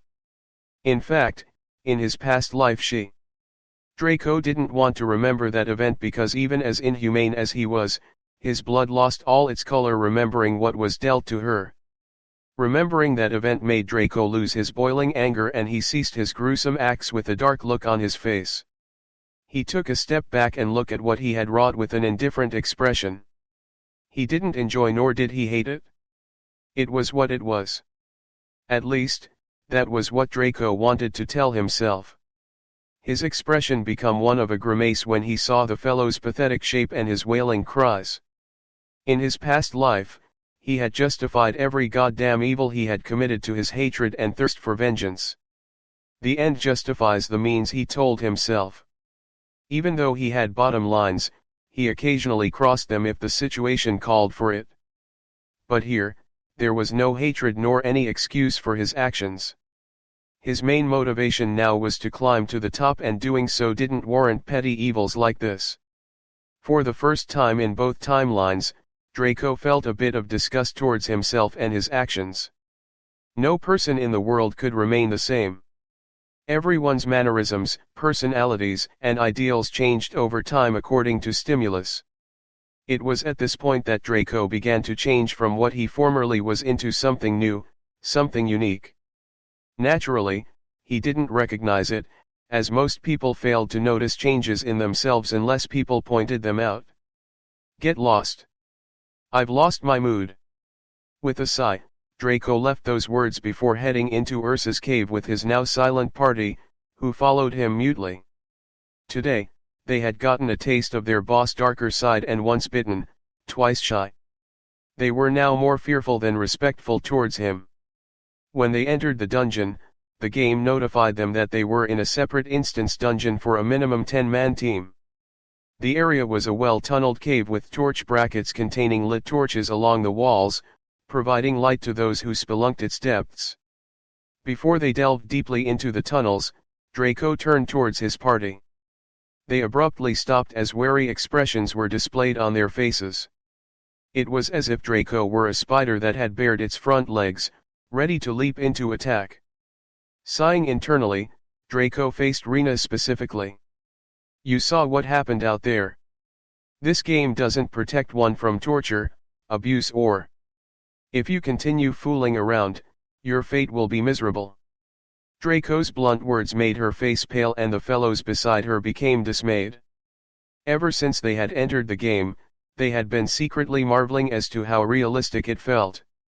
If the game didn't protect them from such things, wouldn't being abused here feel no different than real life? It was like a ball of ice taking root in their chests as they swore to be vigilant at all times, especially Rena. She had assumed there would be a report function or something of the sort, but Draco clearly broke down that train of thought. That meant if he weren't here and Rena had continued as before. Her heart clenched tightly. Draco was satisfied with their reactions, especially Rena. At least, he could prevent that tragedy from happening in this timeline. Even though she had recovered and remained somewhat frivolous after all, anything experienced here wouldn't be carried to your body in the real world. Her damage was obvious, especially her eventual misandry. Now, let me explain how we'll be clearing this dungeon. This place is like a maze that stretches on and on. It is a level scalable dungeon, meaning it can be replayed at any level. There are 2 lieutenant rank monsters who serve as mini bosses before the main captain rank boss at the end of the dungeon. The dungeon is filled with private rank as well as a few specialist rank monsters, with sergeant rank monsters serving as leaders for them. This dungeon's average runtime should be about 2 hours, but it'll take longer for us since I plan to let you all get a hang of what you're doing. With Draco's explanation delivered, they immediately asked a few pertinent questions about rankings, strength difference, and habits of monsters. Draco explained the game-related aspects to them, but stated that for certain things like attack habits, they'd be better off finding out on their own. Alright, since you all have a general gist of what a dungeon is, let's proceed. First, you will observe me fight the different types of monsters before each of you will fight individually. When I'm sure you won't stab yourself in the head, we can begin pairing you together. Draco took off down the tunnel, which were wide enough to admit 20 people walking side by side. They were many branching routes, some which led to dead ends and others that led to treasure chests, albeit of the common and / or uncommon type. Draco first pulled a dozen private rank black bears, 4 specialist rank grizzly bears and 1 sergeant rank ursuling. The ursuling was essentially a brown bear that stood on its 2 feet and seemed more humanoid than the others. Name, Black Bear, private rank monster. Level, 3. HP, 400/400. Name, Grizzly Bear, specialist rank monster. HP, 800/800. Name, Ursuling, sergeant rank monster. HP, 1500/1500. The monsters had more health than those of their rank, for obvious reasons. Bears were tanky animals, with strong bodies and exemplary defensive potential. Unfortunately, this also meant that they had a powerful attacking ability. However, all things must be balanced in the world. Bears had outrageous physical attack and defense, so as a result, their speed and magical defense were absolute trash. Draco chose to kite the ursuling directly, attacking it while avoiding blows from the other monsters. In actual fact, taking care of them would be exceedingly easy, as one round in the Nightingale's Cry had more monsters than this. But Draco was a teacher now, so he must move at a speed where his 5 generals could observe his movements and responses. The 5 of them were also riveted to Draco's form, watching as he deftly played his enemies to death. It was a beautiful dance of sword and man, the poor instruments of play being the wailing and suffering monsters. Soon enough, the ursuling fell down and dropped a few items as well as a silver coin, leaving Draco the menial task of clearing out the others. The rest didn't really drop anything, and on the off chance they did, it was a few copper coins here and there. Amazing, handsome boss. You move like some movie character. Oh, I think I wet my panties a bit. Rena's boot-licking was met with disgusted looks from her fellows. Draco, however, smiled. At the end of the day, Rena was still Rena. She would find all manner of ways to flirt and ass-kiss those she set in her eyes. That was enough for you to see. Now, it's your turn to prove your versatility. Rena, you will go first in the next engagement. Draco's words made her shrink back a bit, and for good reason. Boss, I hope you don't expect this cute and chaste little girl to fight a group of monsters all by myself. Rena's pitiful voice would evoke the need to protect in any male who heard her. Unfortunately for Rena, the fellows with her were immune to her nonsense. No. You'll only serve as an ant for them to squash out of boredom. You'll start by fighting a single private rank bear. Draco's words soothed her fear, although it brought up a question. Well, boss, how do you plan to bring a single enemy over? As far as I can see, they're all huddled together in different squads. Draco simply smiled in response to her words and began walking to a pack of monsters nearby. When he got close to them, the beasts immediately entered attack formation, readying to rip Draco to shreds and prevent his soul from entering the will of reincarnation. UF.U.C.K.I.N.G. Shitbag dog animal, do you dare to fight this daddy here alone? It's understandable if a cowardly species like you chooses to gang up on me, but I'll forever laugh in Valhalla knowing how much of a P.U.S.S.Y you are. Draco words were followed by a sudden slap to the head of the private rank bear he was disparaging. He also added a demeaning kick to its front leg, making the monster yelp in pain as it leapt back. His action stunned both the monsters and his allies, making them wonder as to Draco's sanity. Some even wondered if they themselves had taken something special which caused them to hallucinate like this. One thing should be noted was that Draco had many strong points. His intelligence, his willpower, his looks, his skills. But one thing that Draco possessed in abundance was the ability to make people go mad from anger. F.U.C.K. I knew it. One kick and you run away. F.U.C.K.I.N.G. Cowardly shit bear. No wonder that fellow from the other squad managed to steal your woman and cubs away from you. Trash. Draco's words had so much of an effect on the monster, it coughed up a wad of blood from indignation. It had no idea how Draco knew its woman and child had been filched by that bastard from the other squad, but he dared not retaliate on that fellow, because he was a specialist rank bear. It could only swallow its indignation and try to become stronger. Now, Draco had come forth to rub not salt, but raw hydrochloric acid into its wounds. Its eyes reddened as it roared and rushed at Draco with the force of a tram. Draco himself stepped back and laughed, dodging its initial charge while giving the monster a slap on the ass. Ha! Did my words anger you? Do you feel hatred? This daddy here is willing to take on your wrath, as long as you dare to unleash it. The bear's charge was once again avoided with a taunting remark. Draco did this for a while until the bear lost its sanity and was frothing at the mouth, swearing its soul into the hands of any god out there as long as it could get the chance to rip Draco and his loved ones to shreds. Thinking along those lines, the bear's eyes fell upon Rena, who stood there with a bewildered expression on her face.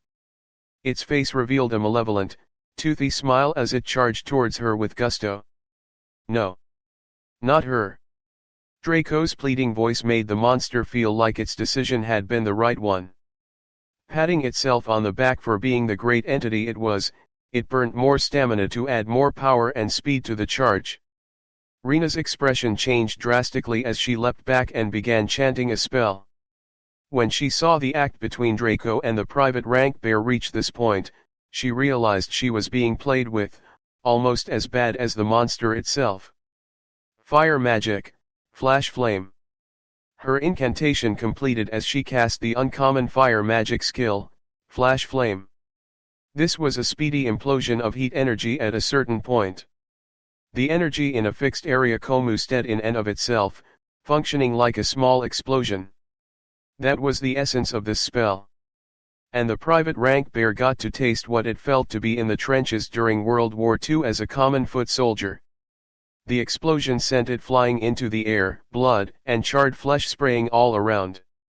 Minus 150 health in one attack. As it landed on the ground heavily, it struggled to return to its feet. Its gaze as it stared at Rena was a mix of shock and fear. As its mouth twitched rapidly, it thought back to the events that occurred to now. Even a private rank monster like it could tell that it was being played with, like a toddler's toy. The worst part was that it couldn't even do anything other than be played with. Such a fate made it fall to the ground while wailing like a child. Was it the fate of a monster to be played with like this? Part 2 of the series ends here. If you enjoyed it, please give us a like and subscribe so we can be motivated to make even better videos in the future.